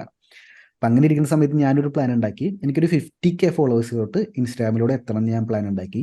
ഞാൻ ചെയ്ത കാര്യം, അവിടെ എന്താണോ വൈറലാവുന്നത് അതിനെക്കുറിച്ച് പഠിച്ചു. ബാക്കിയുള്ളവർ എന്താ ചെയ്യുന്നത്, ബാക്കിയുള്ളവർ ചെയ്യുന്ന സമയത്ത് വ്യൂസ് കിട്ടുന്ന ഏതൊക്കെ ടൈപ്പ് പോസ്റ്റുകളുണ്ടെന്ന് ഞാൻ പഠിച്ചു. അതിനുശേഷം ഞാൻ വരയ്ക്കുന്ന സ്റ്റൈല് മാറ്റി, എൻ്റെ സംസാര ശൈലി മാറ്റി, എൻ്റെ ഡ്രസ്സിങ് സ്റ്റൈല് മാറ്റി, അവിടെ വൈറലാവുന്ന കാര്യങ്ങളോട് ഞാൻ മാച്ച് ചെയ്തു വന്നു. അങ്ങനെ വീക്കിലി ഒരു 3-4 റീലെങ്കിലും ഞാൻ ഇടായിരുന്നു, പോസ്റ്റുകൾ ഇടായിരുന്നു, സ്റ്റോറീസ് ഷെയർ ചെയ്യുന്നുണ്ടായിരുന്നു. കൂടാതെ എൻ്റെ ഇഷ്ടങ്ങളും ഞാൻ അവിടെ മറക്കാനായിട്ട്, ഞാൻ എന്ന വ്യക്തിനെ മാറ്റി നിർത്തിയിട്ടല്ല, എനിക്ക് പൂച്ചേനെ ഇഷ്ടമാണ്. ഇപ്പം എൻ്റെ ഇൻസ്റ്റാഗ്രാം ഫോളോ ചെയ്യുന്നവരുണ്ടെങ്കിൽ നിങ്ങൾക്ക് റിലേറ്റ് ചെയ്യാൻ പറ്റും. ഞാൻ പൂച്ചയുടെ പോസ്റ്റുകൾ റീഷെയർ ചെയ്യാറുണ്ട്, സ്റ്റാറ്റസ് ഇടാറുണ്ട്. അപ്പം എനിക്കത് എൻജോയ് ചെയ്യാൻ പറ്റും ആ പ്രോസസ്സ്. അങ്ങനെ ചെയ്തു വന്നപ്പോൾ ഏകദേശം ഇപ്പം നിലവിൽ 46K ഫോളോവേഴ്സ് ഇൻസ്റ്റാഗ്രാമിലുണ്ട്. ഇനി അടുത്ത മാസം ആകുമ്പോഴേക്കും പെട്ടെന്ന് 50K നമുക്ക് കവർ ആക്കാൻ പറ്റും. ഇതൊന്നും വലിയ ബുദ്ധിമുട്ടുള്ള കാര്യമൊന്നുമല്ല, പക്ഷെ നമ്മൾ വർക്ക് ചെയ്യണം, ഇതിന്റെ ബാക്ക് എൻഡിൽ വർക്ക് ചെയ്യണം. യൂട്യൂബ് ചാനൽ അതുപോലെ തന്നെയായിരുന്നു. സ്റ്റാർട്ട് ചെയ്തപ്പോൾ 0 ഫോളോവേഴ്സ് ആയിരുന്നു. ഒരു വർഷം കഴിഞ്ഞപ്പോഴും എനിക്ക് ഏകദേശം 100ൻ്റെ താഴെയാണ് ഫോളോവേഴ്സ് ഉണ്ടായിരുന്നുള്ളൂ. പിന്നീട് പാറ്റേൺ മനസ്സിലാക്കി, ട്യൂട്ടോറിയൽ ചെയ്യണമെന്ന് മനസ്സിലാക്കി, മലയാളത്തിൽ ക്ലാസ് എടുക്കാനായിട്ട് സ്റ്റാർട്ട് ചെയ്തു. അപ്പോൾ എന്നിട്ട് പഴയ ഓഡിയൻസ് ആയിട്ട് എൻഗേജ് ചെയ്തു. ഇപ്പം നമുക്ക് 200K 2 ലക്ഷത്തോളം ഫോളോവേഴ്സ് ഉണ്ട്. ഇതൊക്കെ നമുക്ക് വർക്കൗട്ട് ചെയ്തെടുക്കാവുന്ന പരിപാടിയേ ഉള്ളൂ. ഇതൊന്നും ഇത്ര ഈ ടൈപ്പ് ആൾക്കാർക്ക് മാത്രമേ പറ്റുള്ളൂ. അങ്ങനെ ഞാനൊക്കെ യൂട്യൂബിലോട്ട് വരുന്ന സമയത്ത് എനിക്ക് മര്യാദയ്ക്ക് സംസാരിക്കാൻ പോലും അറിയുന്നുണ്ടായിരുന്നില്ല. എൻ്റെ പഴയ ബാച്ച് സ്റ്റുഡൻസ് ഈ വീഡിയോ കാണുന്നുണ്ടെങ്കിൽ എൻ്റെ A to Z pencil drawing കോഴ്സിൽ 2020 നമ്മൾ നടത്തിയ A to Z pencil drawing കോഴ്സിൽ ഫസ്റ്റ് ബാച്ച് സ്റ്റുഡൻസിന് ആ പരിപാടി അറിയാം. കാരണം അവർക്ക് ഞാൻ വാട്സപ്പിൽ വോയിസ് ക്ലിപ്പ് അയക്കുന്ന സമയത്ത് വരെ ഞാൻ വിൽക്കുന്നുണ്ടായിരുന്നു. പലപ്പോഴും എൻ്റെ പല വോയിസ് ക്ലിപ്പും മുറിഞ്ഞു പോകുന്നുണ്ടായിരുന്നു. എനിക്ക് കണ്ടിന്യൂസ് ആയിട്ട് സംസാരിക്കാൻ അറിയുന്നുണ്ടായിരുന്നില്ല ബേസിക്കലി 2020 വരെ കേട്ടോ. അത് നമ്മൾ ഇമ്പ്രൂവ് ചെയ്തെടുക്കുന്നതാണ്. നമ്മൾ സംസാരിച്ച് ഇപ്പോൾ ലൈവിലൊക്കെ വന്ന് ഇതുപോലെ സംസാരിച്ച് ഇൻട്രാക്ട് ചെയ്ത് ബെറ്റർ ആക്കി എടുക്കുന്നതാണ്. ഓരോ സ്റ്റെപ്പ് നമ്മൾ കവർ ചെയ്യുന്നതോടും അടുത്ത സ്റ്റെപ്പ് ഈസി ആയിട്ട് കയറാൻ പറ്റും. അതാണ് ഇതിൻ്റെ പരിപാടി. അപ്പോൾ ആദ്യത്തെ ഒരു 1000 സബ്സ്ക്രൈബേഴ്സ് ആയിരിക്കും, അല്ലെങ്കിൽ 1000 ഫോളോവേഴ്സ് ആയിരിക്കും ബുദ്ധിമുട്ട്. 1000 കിട്ടിക്കഴിഞ്ഞാൽ 2000-ലോട്ട് എത്താൻ ഭയങ്കര ഈസിയാണ്, അടുത്തിലോട്ട് ഭയങ്കര ഈസിയാണ്. അങ്ങനെ ഒരു ബാക്ക് എൻഡിൽ നമുക്ക് എന്തൊക്കെയാണ് വേണ്ടത് എന്നുള്ള ഒരു ഐഡിയ. ഇപ്പം ഞാൻ സ്റ്റുഡൻസിൻ്റെ എക്സിബിഷൻ ചെയ്തായിരുന്നു, അറിയാലോ, നമ്മുടെ പഴയ ബാച്ചിനെ വെച്ചിട്ട് ഈ വർഷം ഒരു എക്സിബിഷൻ ചെയ്തായിരുന്നു. അപ്പോൾ ഞാൻ അവരുടെ ഫസ്റ്റ് മീറ്റിങ്ങിൽ ഞാൻ പറഞ്ഞൊരു കാര്യം ഇതാണ്: നിങ്ങൾ എക്സിബിഷൻ ഡേ എന്ന് പറയുന്ന കാര്യത്തിന് വലിയ ഇമ്പോർട്ടൻസ് കൊടുക്കേണ്ട ആവശ്യമില്ല. കാരണം അത് 1-2 ദിവസമായിരിക്കും അതിനുണ്ടായിരിക്കുക. അതൊരു സെലിബ്രേഷൻ പോലെ അത് കഴിഞ്ഞു പോകും. പക്ഷെ നിങ്ങൾ ഫോക്കസ് കൊടുക്കേണ്ട കാര്യം എക്സിബിഷൻ്റെ ഡേ വരുന്ന വരെ നിങ്ങൾ ജീവിതത്തിൽ എന്ത് ചെയ്യുന്നു, അതാണ് ഇമ്പോർട്ടൻസ്. മനസ്സിലാവുന്നുണ്ടോ? എക്സിബിഷൻ്റെ ഡേയുടെ തലേ ദിവസം വരെ നിങ്ങൾ എത്രത്തോളം ഹാർഡ് വർക്ക് ചെയ്യുന്നു, എത്രത്തോളം നല്ല ചിത്രങ്ങൾ വരയ്ക്കുന്നു, നിങ്ങളുടെ സ്കിൽസ് എത്രത്തോളം ഇമ്പ്രൂവ് ആകുന്നു എന്നുള്ളതിൽ മാത്രം നിങ്ങൾ ഫോക്കസ് കൊടുത്താൽ മതി. ഡേ എനിക്ക് കിട്ടുന്നു, അത് നമുക്കൊരു സെലിബ്രേഷൻ പോലെ അങ്ങ് അടിച്ച് പൊളിച്ചങ്ങ് തീർക്കാമെന്ന് പറഞ്ഞു. അങ്ങനെയാണ് നമ്മൾ വർക്ക് ചെയ്യാനായിട്ട് സ്റ്റാർട്ട് ചെയ്തത്. അപ്പോൾ ഞാൻ ചെയ്യുന്ന കാര്യം അവരെ കൊണ്ട് വീഡിയോ ചെയ്യിപ്പിക്കും. നമ്മുടെ ഗ്രൂപ്പ് ഉണ്ടായിരുന്നു, അവർക്ക് പ്രൈവറ്റ് ഫേസ്ബുക്ക് ഗ്രൂപ്പ് ഉണ്ടായിരുന്നു, അതിലോട്ട് പോസ്റ്റ്. കാരണം പലർക്കും സോഷ്യൽ മീഡിയയിൽ സ്വന്തം ഫേസ് കാണിച്ച് വീഡിയോ ഇടാനായിട്ട് ബുദ്ധിമുട്ടുണ്ടായിരുന്നു. അങ്ങനെ പോസ്റ്റ് ചെയ്യിപ്പിച്ച് അവരെ കൊണ്ട് കഥകൾ പറയിപ്പിച്ച് അവരെ കൊണ്ട് നമ്മുടെ ക്ലാസ്സിൽ തന്നെ വന്ന് അവരെ കൊണ്ട് ക്ലാസ് എടുപ്പിച്ച്. പലർക്കും ആർട്ട് വർക്ക് ചെയ്യാൻ അറിയാം, പക്ഷെ അതിനെക്കുറിച്ച് സംസാരിക്കാനായിട്ട് അറിയില്ല. അത് വലിയൊരു ഇഷ്യൂ ആണ്. ആർട്ട് വർക്കിനെ കുറിച്ച് പ്രത്യേകിച്ച് ഇപ്പോഴത്തെ കാലഘട്ടത്തിൽ അറിയാമല്ലോ, നമ്മൾ നമ്മളെ തന്നെ പ്രൊമോട്ട് ചെയ്താലാണ് പരിപാടി നടക്കുകയുള്ളൂ. അപ്പം നമ്മുടെ ആർട്ട് വർക്കിനെ കുറിച്ച് നമുക്ക് സംസാരിക്കാൻ പറ്റണം. അത് 3 മണിക്കൂർ 4 മണിക്കൂർ നിന്ന് സംസാരിക്കാൻ പറ്റുകയാണെങ്കിൽ അത്ര എളുപ്പത്തിൽ സെയിൽ നടക്കും. അപ്പോൾ അതിനുള്ള ട്രെയിനിങ് ആണ് ഞാൻ അവിടെ കൊടുത്തത് അവർക്ക്. അപ്പോൾ ഒരുപാട് ഡിഫറെൻറ്റ് ടൈപ്പ് ആർട്ട് വർക്ക് ചെയ്യുന്ന ആൾക്കാരുണ്ടായിരുന്നു. പക്ഷെ അവർക്കൊന്നും എന്താണ് ഇതിനെക്കുറിച്ച് പറയേണ്ടതെന്ന് അറിയുന്നുണ്ടായിരുന്നില്ല. അപ്പോൾ ഞാൻ പതിയെ ചോദിച്ച് ഇതുപോലെ ഇൻട്രാക്ട് ചെയ്ത് അവരുടെ ഉള്ളിൻ്റെ നിന്ന് സംസാരിക്കാനുള്ള സ്കില്ല് പുറത്തേക്ക് വന്നു. പിന്നെ ക്യാമറ നോക്കി സംസാരിക്കുക, അതൊരു സ്കില്ലാണ്.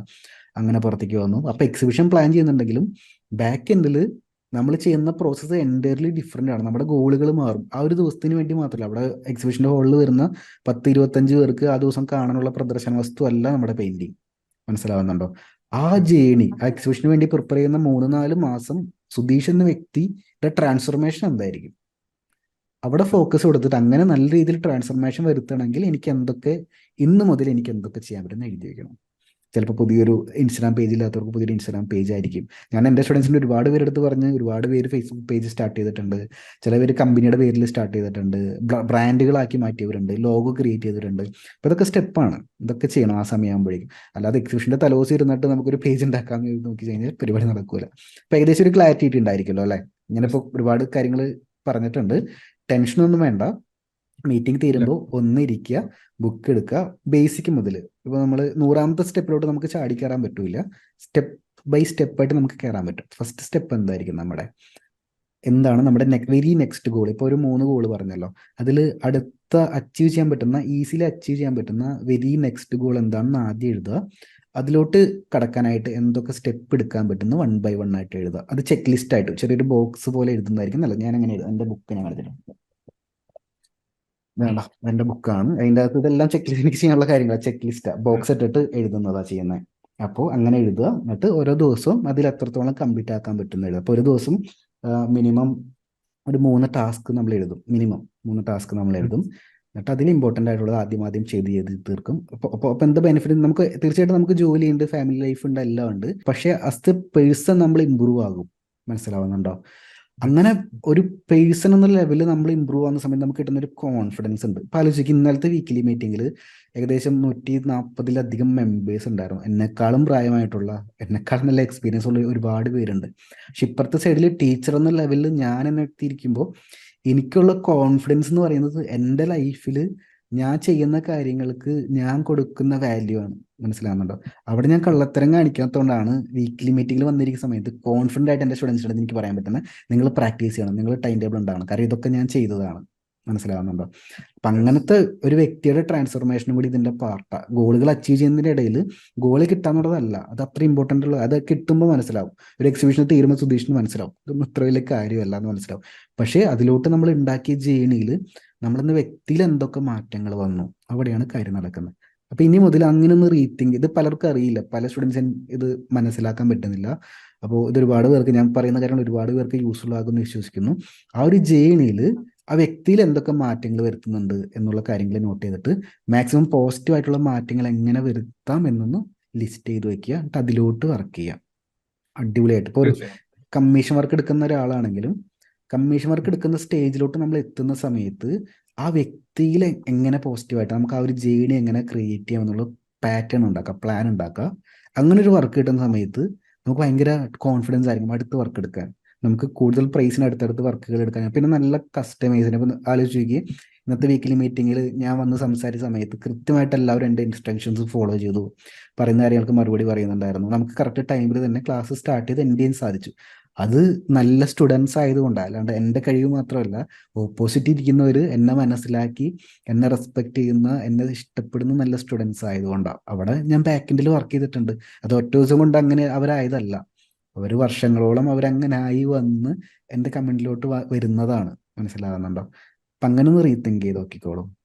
പറയുന്ന കാര്യങ്ങൾ മനസ്സിലായല്ലോ? ഒരുപാട് ബുദ്ധിമുട്ടാവുന്നുണ്ട് ഞാൻ ഒരുപാട് കാര്യങ്ങൾ പറയുമ്പോൾ? ഇല്ല ഇല്ല, മനസ്സിലായി. Yes yes yes. അപ്പോൾ എനിക്ക് കുറച്ച് കാര്യങ്ങൾ ചോദിക്കാനുണ്ട്. എനിക്ക് മറ്റുള്ള സ്റ്റുഡൻസിൻ്റെ അടുത്ത്, സുധീഷ് നമ്മുടെ കോൺഫിഡൻസ് അച്ചീവർ എന്നുള്ള ഹോൾ ഓഫ് ഫെയിം റിവാർഡ് കിട്ടിയിട്ടാണ് ഇവിടെ വന്നിരിക്കുന്നത്. നമ്മുടെ കോഴ്സിൻ്റെ അകത്ത് നമ്മുടെ ആക്ഷൻ എടുക്കുന്ന സ്റ്റുഡൻസിന് നമ്മൾ റിവാർഡുകൾ കൊടുക്കുന്നുണ്ട്. അതിലെ ആദ്യത്തെ ഏറ്റവും ഇമ്പോർട്ടൻ്റ് ആയിട്ടുള്ള റിവാർഡാണ് കോൺഫിഡൻസ് അച്ചീവർ. നമ്മുടെ കോഴ്സിൽ പങ്കെടുത്തതിന് ശേഷം കുറേ പാരാമീറ്റേഴ്സ് നമ്മൾ പറയും. ഇത് ഒരു കാര്യം അച്ചീവ് ചെയ്യുമ്പോഴല്ലത് കിട്ടുന്നത്, കുറേ ചെക്ക് ലിസ്റ്റ് ഉണ്ട്. ആ ചെക്ക് ലിസ്റ്റ് ഒക്കെ സുധീഷ് കംപ്ലീറ്റ് ആക്കി. നേരത്തെ പറഞ്ഞ പോലെ തന്നെ നല്ലൊരു ടൈം ടേബിൾ ഉണ്ട്. ആർട്ട് റെഗുലർ ആയിട്ട് പ്രാക്ടീസ് ചെയ്യുന്നുണ്ട്. 30 ദിവസത്തിൽ 25 ദിവസവും പ്രാക്ടീസ് ചെയ്യുന്നുണ്ട്. ആൻഡ് വീടിൻ്റെ അകത്ത് നല്ലൊരു ഒരു മിനിറ്റ് കേട്ടോ, എനിക്കിവിടെ ഒരു സാധനമുണ്ട്, ഇത് കണ്ടോ, കമ്പ്യൂട്ടറിൻ്റെ. വീടിൻ്റെ അകത്ത് നല്ലൊരു സ്പേസ് ഉണ്ട് വർക്ക് ചെയ്യാനായിട്ട്. അപ്പം അങ്ങനെ കുറേ ചെക്ക് ലിസ്റ്റ് കൊടുത്തിട്ടുണ്ടായിരുന്നു. അതെല്ലാം കംപ്ലീറ്റ് ആക്കിയിട്ടാണ് ഇവിടെ വന്നിരിക്കുന്നത്. അപ്പം അതിലൊരുപാട് സന്തോഷമുണ്ട്. ഇനി സുധീഷിൻ്റെ അടുത്ത് എനിക്ക് കേൾക്കാനുള്ള കാര്യം, പുതിയ സ്റ്റുഡൻസ് ഒരുപാട് നമുക്ക് വരുന്നുണ്ട് ഡെയിലി. അവരുടെ അടുത്ത് എന്തൊക്കെയാണ് പറയാനുള്ളത് എന്നുള്ളൊരു കാര്യം എനിക്ക് കേൾക്കാനുണ്ട്. അതിൻ്റെ അകത്ത് കുറച്ച് കാര്യങ്ങൾ എനിക്ക് അറിയാനുള്ളത്, കുറച്ച് എലമെൻസിനെ കുറിച്ച് അറിയാനുണ്ട്. നമ്മുടെ ക്ലാസ്സിൽ മൾട്ടിപ്പിൾ എലമെൻസ് ഉണ്ട്. അതിലൊന്ന് നമ്മുടെ റെക്കോർഡഡ് ക്ലാസ്സുകളാണ്. രണ്ടാമത്തെ കാര്യം വീക്കിലി മീറ്റിംഗ് ആണ്. മൂന്നാമത്തെ കാര്യം പ്രാക്ടീസിനെ കുറിച്ച് ഓൾറെഡി പറഞ്ഞു. ഈ റെക്കോർഡഡ് ക്ലാസ്സുകൾ എങ്ങനെയാണ് അറ്റൻഡ് ചെയ്തത് ഒരുപാട് പേർക്ക് അറിയേണ്ട ഒരു കാര്യമാണ്. കാരണം അത് നമുക്ക് ഇഷ്ടമുള്ള സമയത്ത് കാണാമല്ലോ. അത് കാണുന്ന ഒരു പാറ്റേൺ എങ്ങനെയാണ്, പിന്നെ വീക്കിലി മീറ്റിങ്ങിലോട്ട് വന്നിരിക്കുന്ന സമയത്ത് അതിൻ്റെ ഒരു ഫീൽ എന്താ, കാരണം ഞാൻ ഓരോ വീക്കിലി മീറ്റിങ്ങും ഓരോ തരത്തിലാണ് ഞാൻ എടുക്കുന്നത്. അതെങ്ങനെയാണ് ഈ പറയുന്ന റെക്കോർഡഡ് ക്ലാസ്സുകൾ കൂടുതൽ കാണാനായിട്ട് ബെനിഫിറ്റ് ആയിട്ട് മാറുന്നത്? ഈ രണ്ട് കാര്യങ്ങളാണ് എനിക്ക് ചോദിക്കാനുള്ളത്. കൂടാതെ അതിൻ്റെ അകത്ത് കൂടെ നമ്മളെടുത്ത ആക്ഷൻസ് എന്തൊക്കെയാണ്? ഇത് മറ്റുള്ള സ്റ്റുഡൻസിന്, എൻ്റെ അടുത്ത് അല്ല കേട്ടോ പറയുന്നത്, ഇത് മറ്റുള്ള സ്റ്റുഡൻസിന് വേണ്ടിയിട്ട് സുധീഷ് ഷെയർ ചെയ്യുന്ന ഒരു കാര്യമാണ്. ഇതുവരെ എടുത്ത ആക്ഷൻസ് എന്തൊക്കെയാണ് ഒന്ന് ഷെയർ ചെയ്തോളൂ. റെക്കോർഡഡ് ക്ലാസ്സുകൾ ഞാൻ യൂഷ്വലി കാണുന്നത് ഇന്ന് ട്രാവൽ ചെയ്യുമ്പോൾ ഞാൻ കാണാറുണ്ട്. പിന്നെ എനിക്ക് ഓഫീസിൽ ബ്രേക്ക് ടൈം ഉണ്ടാകുമ്പോൾ ഞാൻ റെക്കോർഡഡ് ക്ലാസ്സുകൾ കാണാറുണ്ട്. അത് രണ്ടാണ് ഞാൻ ക്ലാസ് കാണാൻ ഉപയോഗിക്കുന്ന സമയം. ഞാൻ വീട്ടിൽ വന്നാൽ എനിക്ക് പ്രാക്ടീസ് ചെയ്യാൻ മാത്രമേ സമയം കിട്ടാറുള്ളൂ. അതുകൊണ്ട് ക്ലാസ് കാണുന്നത് മാക്സിമം ഞാൻ, അതായത് ട്രാവൽ ചെയ്യുമ്പോഴോ അല്ലെങ്കിൽ ബ്രേക്ക് ടൈമിലാണ് യൂസ് ചെയ്യാറ്. വീക്ക്ലി മീറ്റിംഗിന്റെ സമയം അത് നിങ്ങൾക്ക് ഓരോരാൾക്കും അവരുടെ ഫ്രീ ടൈം കിട്ടും. അതായത് ചിലപ്പോ നമ്മളെ യൂട്യൂബിൽ റീൽസ് ചെയ്യുന്ന സമയമായിരിക്കും അത്. മുമ്പ് ഞാൻ റീൽസ് കണ്ടുകൊണ്ടിരുന്ന സമയമാണ് ഞാനിപ്പോ ക്ലാസ് കാണാൻ വേണ്ടിയിട്ട് ഉപയോഗിക്കുന്നത്. അത് അവർക്ക് ഓരോരാൾക്കും അവരുടെ ടൈം അതിന് വേണ്ടിയിട്ട് കൺവേർട്ട് ചെയ്യാൻ പറ്റും, തീർച്ചയായും പറ്റും. രണ്ടാമത്തത് വീക്കിലി മീറ്റിംഗ്. വീക്കിലി മീറ്റിംഗ് ശരിക്കും അതൊരു മോട്ടിവേഷൻ ആണ്. നമ്മൾ ഒരാഴ്ച നമ്മൾ ചിലപ്പോൾ വരച്ചുകൊണ്ടിരിക്കും, നമ്മള് വീക്കെൻഡ് ആകുമ്പോഴത്തേക്ക് ചിലപ്പോൾ എക്സോസ്റ്റ് ആകും, നമ്മള് മടുപ്പ് വരും ചിലപ്പോ. വീക്കിലി മീറ്റിംഗിൽ വന്ന് സച്ചിൻ സാറിന്റെ പ്രസന്റേഷനും സച്ചിൻ സാറ് ഇടുന്ന ഒരു എഫേർട്ട് ഒക്കെ കാണുമ്പോൾ നമ്മൾ ഓട്ടോമാറ്റിക്കലി നെക്സ്റ്റ് വീക്ക് പുതുതായിട്ട് വരയ്ക്കാൻ അല്ലെ വരച്ചത് കണ്ടിന്യൂ ചെയ്യാനുള്ള ഒരു മോട്ടിവേഷൻ തീർച്ചയായും ഉണ്ട്. അത് മാത്രമല്ല ഒരു കൂട്ടായ്മ, കുറെ ആൾക്കാരുടെ ഒരുമിച്ചുള്ള ഒരു ആർട്ട് ലവേഴ്സിന്റെ ഒരു കൂട്ടായ്മയും കൂടെ ആകുമ്പോൾ നമ്മളെ മാത്രമല്ല നമുക്ക് നമ്മുടെ കൂടെ കുറെ ആൾക്കാരുണ്ട് എന്നുള്ള ഒരു നമ്മളെ ആ പങ്കാളിത്തമൊക്കെ കാണുമ്പോൾ അതൊരു മോട്ടിവേഷനാണ്. അത് നല്ലൊരു കൂട്ടായ്മയാണ്. ഇപ്പൊ വീക്ക്ലി മീറ്റിംഗ് എന്തായാലും അറ്റൻഡ് ചെയ്യണം. അത് അറ്റൻഡ് ചെയ്യാൻ പറ്റാത്ത കേസുകളിൽ ഞാൻ എന്തായാലും റെക്കോർഡഡ് വീഡിയോ കാണാറുണ്ട്. അതും എല്ലാവർക്കും എല്ലാ വയസ്സും പറ്റിയില്ലെങ്കിലും റെക്കോർഡ് വീഡിയോ എന്തായാലും തീർച്ചയായും കാണണം. അതൊരു മോട്ടിവേഷൻ തന്നെയാണ്. ഇനി ഇനി നമുക്ക് കൺക്ലൂഡ് ചെയ്യാം. അതിനൊക്കെ മുമ്പ് ഇപ്പം കുറേ കാര്യങ്ങൾ നമ്മൾ സംസാരിച്ചു. ഇതിൻ്റെ റെക്കോർഡ് ഞാൻ അയച്ചു തരാം കേട്ടോ. ഇതിൻ്റെ റെക്കോർഡ് നമ്മുടെ കോഴ്സിൻ്റെ അകത്ത് തന്നെ ലിസ്റ്റ് ചെയ്യുന്നുണ്ട്. അപ്പോൾ റിപ്പീറ്റഡ്ലി കാണാനും ഞാൻ പറയുന്ന പല പോയിന്റും ചിലപ്പോൾ ഇപ്പോൾ മിസ്സായിട്ടുണ്ടാവും, പക്ഷെ അത് നോട്ട് ചെയ്തെടുക്കാനും സാധിക്കും. ഇപ്പോൾ മനസ്സൊന്നൊന്ന് ക്ലിയർ ആക്കിയിട്ട് ഒന്ന് ആലോചിച്ച് നോക്കി ഇനി നമുക്ക് എന്തൊക്കെ സ്റ്റെപ്സ് എടുക്കാൻ പറ്റും. അപ്പോൾ ഞാൻ അതും കൂടി ഞാൻ നോട്ട് ചെയ്തു. എൻ്റെ സൈഡിൽ നിന്ന് എനിക്കൊരു അക്കൗണ്ടബിലിറ്റി കീപ്പ് ചെയ്യാമല്ലോ. അടുത്തത് എന്തൊക്കെയാണ് പ്ലാൻ ഉള്ളത് എന്ന് ജസ്റ്റ് ഒന്ന് ഇപ്പോൾ നമ്മുടെ ഈ ഒരു ഇത്ര നേരം സംസാരം കഴിഞ്ഞ സമയത്ത് മനസ്സിൽ തോന്നുന്ന ഐഡിയാസും ഇനി ചെയ്യാനുള്ള സ്റ്റെപ്പുകളും എന്തൊക്കെയാണെന്ന് ഒന്ന് ക്വിക്കായിട്ടൊന്ന് പറഞ്ഞൊന്ന് എക്സ്പ്ലെയിൻ ചെയ്തോ. നെക്സ്റ്റ് ഞാനിപ്പം പ്ലാൻ ചെയ്യുന്നത് ഒരു നല്ലൊരു സബ്ജക്ട് സെലക്ട് ചെയ്തിട്ട് ഒരു മാസ്റ്റർ പീസ് ആർട്ടിന്റെ ലെവലിലേക്ക് വരയ്ക്കാൻ പറ്റുന്ന ഒരു ചിത്രം സ്റ്റാർട്ട് ചെയ്യുക. അതൊരു ഭാഗത്ത് സ്റ്റാർട്ട് ചെയ്യുക. പിന്നെ ഒരു വസ്തുവിടെ നമ്മള് നോർമൽ പ്രാക്ടീസ് ക്ലാസ്സുകൾ, ഇനിയിപ്പോ റെക്കോർഡ് ക്ലാസ്സുകൾ ഞാൻ A to Z ഒരു 60% ആയുള്ളൂ. അത് കംപ്ലീറ്റ് ആക്കാം. പോർട്രേറ്റ് ക്ലാസ് കംപ്ലീറ്റ് ആക്കാം. അത് രണ്ടുമാണ് നെക്സ്റ്റ് ഇമ്മീഡിയറ്റ് ആയിട്ടുള്ള സ്റ്റെപ്പ്. പിന്നെ എക്സിബിഷന് വേണ്ടി ഉള്ള സ്റ്റെപ്പുകളും പറഞ്ഞു. എക്സിബിഷന് വേണ്ടി സ്റ്റെപ്പുകളുണ്ട്, കമ്മീഷൻ വർക്ക് കിട്ടാനുള്ള സ്റ്റെപ്പുകളുണ്ട്. ഇപ്പൊ മനസ്സിൽ തോന്നുന്ന ഐഡിയാസ് മാത്രം ഒന്ന് ഷെയർ ചെയ്താൽ മതി, നമുക്കൊന്ന് കീപ്പ് ചെയ്യാനാ. എക്സിബിഷന് വേണ്ടിയിട്ട് അതെന്തായാലും ഇപ്പൊ നമ്മൾ മാസ്റ്റർ പീസ് ആയിട്ട് വർക്ക് തുടങ്ങുന്നുണ്ടല്ലോ, അത് കണ്ടിന്യൂ ചെയ്യുക. അത് പിന്നെ ഈ A to Z ക്ലാസ്സുകൾ കഴിഞ്ഞാൽ നമ്മൾ master piece class separate batch തുടങ്ങുന്നുണ്ടല്ലോ, അതിന്റെ ലെവലിൽ അതെങ്ങനെ കീപ്പായിട്ട് കണ്ടിന്യൂ ചെയ്ത് പോവുക എന്നുള്ളതാണ് ഉദ്ദേശിക്കുന്നത്. വർഷത്തിൽ ഒരു 3 പിക്ചറോ 4 പിക്ചറോ ഒരു മാസ്റ്റർ പീസ് ലെവലിലേക്ക് കംപ്ലീറ്റ് ചെയ്യാൻ ട്രൈ ചെയ്യുക. അതാണ് എക്സിബിഷനിലെ മാസ്റ്റർ പീസിലേക്ക് ഉള്ള ചിന്ത. പിന്നെ കീപ്പ് ഓൺ പ്രാക്ടീസ് തന്നെയാണ് നമ്മൾ ആർട്ട് ഇമ്പ്രൂവ് ചെയ്യാനുള്ള ഞാൻ കണ്ടുപിടിച്ചല്ല. കാരണം ഞാൻ മനസ്സിലാക്കിയില്ല, നമ്മള് എല്ലാ ദിവസവും പ്രാക്ടീസ് ചെയ്യുന്നതാണ് ഏറ്റവും നല്ലത് എന്ന് ഞാൻ മനസ്സിലാക്കിയത്. ജോലി, ഫാമിലി ഇതൊക്കെ നമ്മുടെ കോഴ്സിന്റെ ഒപ്പം ഒരുമിച്ച് കൊണ്ടുപോകുമ്പോൾ എങ്ങനെയുണ്ട്? കാരണം പ്രായമായിട്ടുള്ള ഒരുപാട് പേര് നമ്മുടെ ക്ലാസ്സിലേക്ക് അറിയാലോ. 70 കഴിഞ്ഞ ഒരുപാട് പേര് നമ്മുടെ സ്റ്റുഡൻസ് ആയിട്ടുണ്ട്. പിന്നെ ഒരുപാട് ജോലിയുള്ളവർ, തിരക്കായിട്ടുള്ള ജോലിയുള്ളവർ, നേവി, പോലീസുകാരൊക്കെ ഉണ്ട് നമ്മുടെ ക്ലാസ്സിൻ്റെ അകത്ത്. ഇവർക്കൊക്കെ വേണ്ടിയിട്ട് എന്താ പറയാനുള്ളത്? ജോലിയുടെ അകത്ത് കൂടെ ഇതെങ്ങനെ മുന്നോട്ടാണ് കൊണ്ടുപോകുന്നതെന്നൊന്ന് ഷെയർ ചെയ്യാവോ? ജോലിന്റെ അകത്തൂടെ കൊണ്ടുപോകുന്നത് ഒന്ന് ബ്രേക്ക് ടൈംസിൽ വീഡിയോസ് കാണുന്നത്. എന്തായാലും ജോലി ചെയ്യുമ്പോൾ നമുക്ക് ഒരു ബ്രേക്ക് ടൈം അറ്റ്ലീസ്റ്റ് ഫുഡ് കഴിക്കാൻ 10-15 മിനിറ്റ്സ് എല്ലാവർക്കും കിട്ടും. ആ 15 മിനിറ്റ്സ് യൂട്യൂബിൽ സാറിന്റെ വേറെ ഒന്നും സ്പെൻഡ് ചെയ്യുന്നതിന് പകരം വീഡിയോ കാണാൻ എന്തായാലും ഉപയോഗിക്കാം. ദിവസം 3 പ്രാവശ്യം ഫുഡ് കഴിക്കുമ്പോൾ 3 പ്രാവശ്യം വീഡിയോ കണ്ടാൽ തന്നെ നമുക്കൊരു 1 hour വീഡിയോ കാണാനുള്ള സമയമായി. അത് അങ്ങനെയാണ് ഞാൻ എന്റെ വീഡിയോ കോഴ്സ് അറ്റൻഡ് ചെയ്യുന്നത്. പ്രാക്ടീസ് ചെയ്യാൻ ഡെയിലി ഒരു ഹാഫ് ആൻ അവർ അത് മാറ്റി വെക്കാൻ നമ്മൾ തന്നെ തീരുമാനിക്കേണ്ട ഒരു ടൈം ടേബിൾ ഉണ്ടാക്കിയിട്ട്. ഞാൻ ചെയ്യുന്ന വെച്ചാല് എന്റെ ഒരു ഡേ സ്റ്റാർട്ട് ചെയ്യുന്ന രാവിലെ 5:30 ഞാൻ ഡേ സ്റ്റാർട്ട് ചെയ്യും. അപ്പൊ കണക്ട് ചെയ്യാൻ പറ്റുന്നവർ കണക്ട് ചെയ്യാൻ പറ്റിയിരിക്കും. 5:30 ഡേ സ്റ്റാർട്ട് ചെയ്ത് എന്റെ ഒരു 6:30 എനിക്ക് ഇവിടുന്ന് ഓഫീസിലേക്ക് പോകണം. 7 o'clock ജോബ് സ്റ്റാർട്ട് ചെയ്ത് പിന്നെ ഈവനിങ് 7:30 ഞാൻ വീട്ടിലെത്തുക. 7:30 എത്തിയിട്ട് ഒരു ചായ കുടിച്ച് കഴിഞ്ഞാൽ 8 o'clock ആവും. 8 to 9 o'clock ഞാൻ ഇതിനു വേണ്ടിയിട്ട് മാറ്റി വെച്ചിട്ടുള്ളത്. ആ സമയത്ത് ഞാൻ വേറൊരു ഡിസ്റ്റർബൻസിനൊന്നും ഇടപെടും. പണ്ട് കുറെ TV കണ്ട് സ്പെൻഡ് ചെയ്ത ടൈമാണ് ഇപ്പൊ ഇതിനു വേണ്ടിയിട്ട് മാറ്റി വെക്കുന്നത്. അത് 8 to 8:30 ഹാഫ് ആൻ അവർ ഇതിനു വേണ്ടി മാറി. പിന്നെ എല്ലാം റെഡി ടു ഡ്രോ ആണ്. എല്ലാം ടേബിൾ സെറ്റ് ആണ്, ഡ്രോയിങ് ഇൻസ്ട്രുമെന്റ്സ് ഒക്കെ സെറ്റ് ആണ്. അതിനു വേണ്ടിയിട്ട് എനിക്ക് ഒരു 5 മിനിറ്റ് പോലും സ്പെൻഡ് ചെയ്യാനുള്ള ടൈം ചെയ്യുന്നില്ല. അപ്പൊ ഹാഫ് ആൻ അവർ ഇനഫ്. അതാണ് ഞാൻ ചെയ്യുന്ന ഒരു രീതി. അത് എനിക്ക് എല്ലാവർക്കും എത്ര 12 hours ഞാൻ ജോലി ചെയ്യുന്നു. 12 hours ഈവൺ ഞാൻ നൈറ്റ് ഷിഫ്റ്റ് ജോലി ചെയ്യുന്നത്. നൈറ്റ് ഷിഫ്റ്റ് ജോലി ചെയ്യുന്നത് വെച്ചാല് 7 ഈവനിങ് 7 to മോർണിംഗ് 7 ഈ 12 hours വിത്തൗട്ട് സ്ലീപ്പിംഗ് ആണ് ഞാൻ വർക്ക് ചെയ്യുന്നത്. അത് കഴിഞ്ഞിട്ട് വന്നിട്ട് ഞാൻ ചായ കുടിച്ചിട്ട് മോർണിംഗ് ആയാലും 8 to 8:30 സെയിം ടൈം ഞാൻ ഇതിനു വേണ്ടിയിട്ട് മാറ്റി വെക്കുന്നുണ്ട്. ആ ഡെഡിക്കേഷൻ വിചാരിച്ചാൽ എല്ലാവർക്കും ചെയ്യാൻ പറ്റുന്ന കാര്യമേ ഉള്ളൂ. കറക്റ്റാണ്. അതായത് ടൈം നമുക്ക് ഒരിക്കലും ക്രിയേറ്റ് ചെയ്യാൻ പറ്റൂല, പക്ഷെ ഉള്ള ടൈമിൽ നമുക്ക് മാനേജ് ചെയ്യാൻ പറ്റും. അപ്പം അങ്ങനത്തെ രീതിയിൽ ചിന്തിച്ചു കഴിഞ്ഞാൽ എനിക്കിപ്പോൾ ഓർമ്മ വന്ന കാര്യം, ഞാൻ പണ്ട് ഓർഫണേജിൽ ക്ലാസ് എടുക്കുന്ന ഒരു സമയത്ത് IT കമ്പനിയിൽ ഞാൻ വർക്ക് ചെയ്യായിരുന്നു. അപ്പം എനിക്ക് വീക്കെൻഡ്സിലായിരുന്നു ക്ലാസ്. അന്ന് എനിക്ക് പഠിപ്പിക്കാനുള്ള സ്കില്ല് ഉണ്ടായിരുന്നില്ല. സ്കില്ല് മാത്രമല്ല, പഠിപ്പിക്കാനുള്ള ടോപ്പിക് എനിക്ക് ഉണ്ടായിരുന്നില്ല, അറിവുണ്ടായിരുന്നില്ല, ഇൻഫർമേഷൻ ഉണ്ടായിരുന്നില്ല. അതായത് സ്കില്ല് ഡെവലപ്പ് ചെയ്യണം, ടോപ്പിക് കണ്ടുപിടിക്കണം, ഒരുപാട് പരിപാടികളുണ്ട്. അപ്പം ഞാൻ ചെയ്തിരുന്ന കാര്യം, ഈ പറഞ്ഞ പോലെ ലഞ്ച് ബ്രേക്കിന് ഓഫീസിൻ്റെ അന്ന് ഇൻട്രുവ എന്ന് പറഞ്ഞ കമ്പനിയിലാട്ടോ വർക്ക് ചെയ്തിരുന്നത്. ഓഫീസിൻ്റെ ടോപ്പ് ഫ്ലോറിൽ ഏറ്റവും മുകളിലോട്ട് ഓടിപ്പോവും, സ്റ്റെപ്പൊക്കെ കയറി ഓടിപ്പോയിട്ട് ഇതുപോലെ ഫുൾ സ്ലീവ് ഒക്കെ ഇടും. അതായത് ടീച്ചർ എന്ന ലെവലിൽ നമുക്ക് ഒരു ഇത് കിട്ടും, കോൺഫിഡൻസ് കിട്ടുമല്ലോ. ഫുൾ സ്ലീവ് ഇട്ട് ഇൻസെർട്ട് ഒക്കെ ചെയ്ത് എന്നെ കണ്ണടച്ചിട്ട് എൻ്റെ മുമ്പിൽ 30 സ്റ്റുഡൻസ് ഇരിക്കുന്നുണ്ട്, അവർക്ക് ഞാൻ ക്ലാസ് എടുക്കുമായിരുന്നു. എല്ലാ ഒരുവിധം എല്ലാ ലഞ്ച് ബ്രേക്കിനും വേറെ സ്റ്റാഫ് എംപ്ലോയീസ് അറിയാതെ ക്ലാസ് എടുക്കുമായിരുന്നു. അപ്പോൾ ഒരുപാട് പേർക്ക് സംശയമായിരുന്നു, ഇവൻ എങ്ങടായി പോകുന്നത് ലഞ്ച് ബ്രേക്കിൽ എന്നുള്ള കാര്യം. പക്ഷേ അതൊക്കെ പിന്നീട് റിയൽ ആയിട്ട് ഓൺ ഹാൻഡ് ക്ലാസ് എടുക്കുന്ന സമയത്ത് എനിക്ക് ഭയങ്കര ഹെൽപ്ഫുൾ ആയിട്ട് മാറി. ഞാൻ ആലോചിക്കായിരുന്നു, ആ ടൈം ഞാൻ വേസ്റ്റ് ആയി കളഞ്ഞിരുന്നെങ്കിൽ ഇവിടെ ഇരിക്കുന്ന സച്ചിൻ ഉണ്ടാവില്ലായിരുന്നു, ഇവിടെ ഇരിക്കുന്ന നല്ലൊരു ടീച്ചർ ഉണ്ടാവില്ലായിരുന്നു.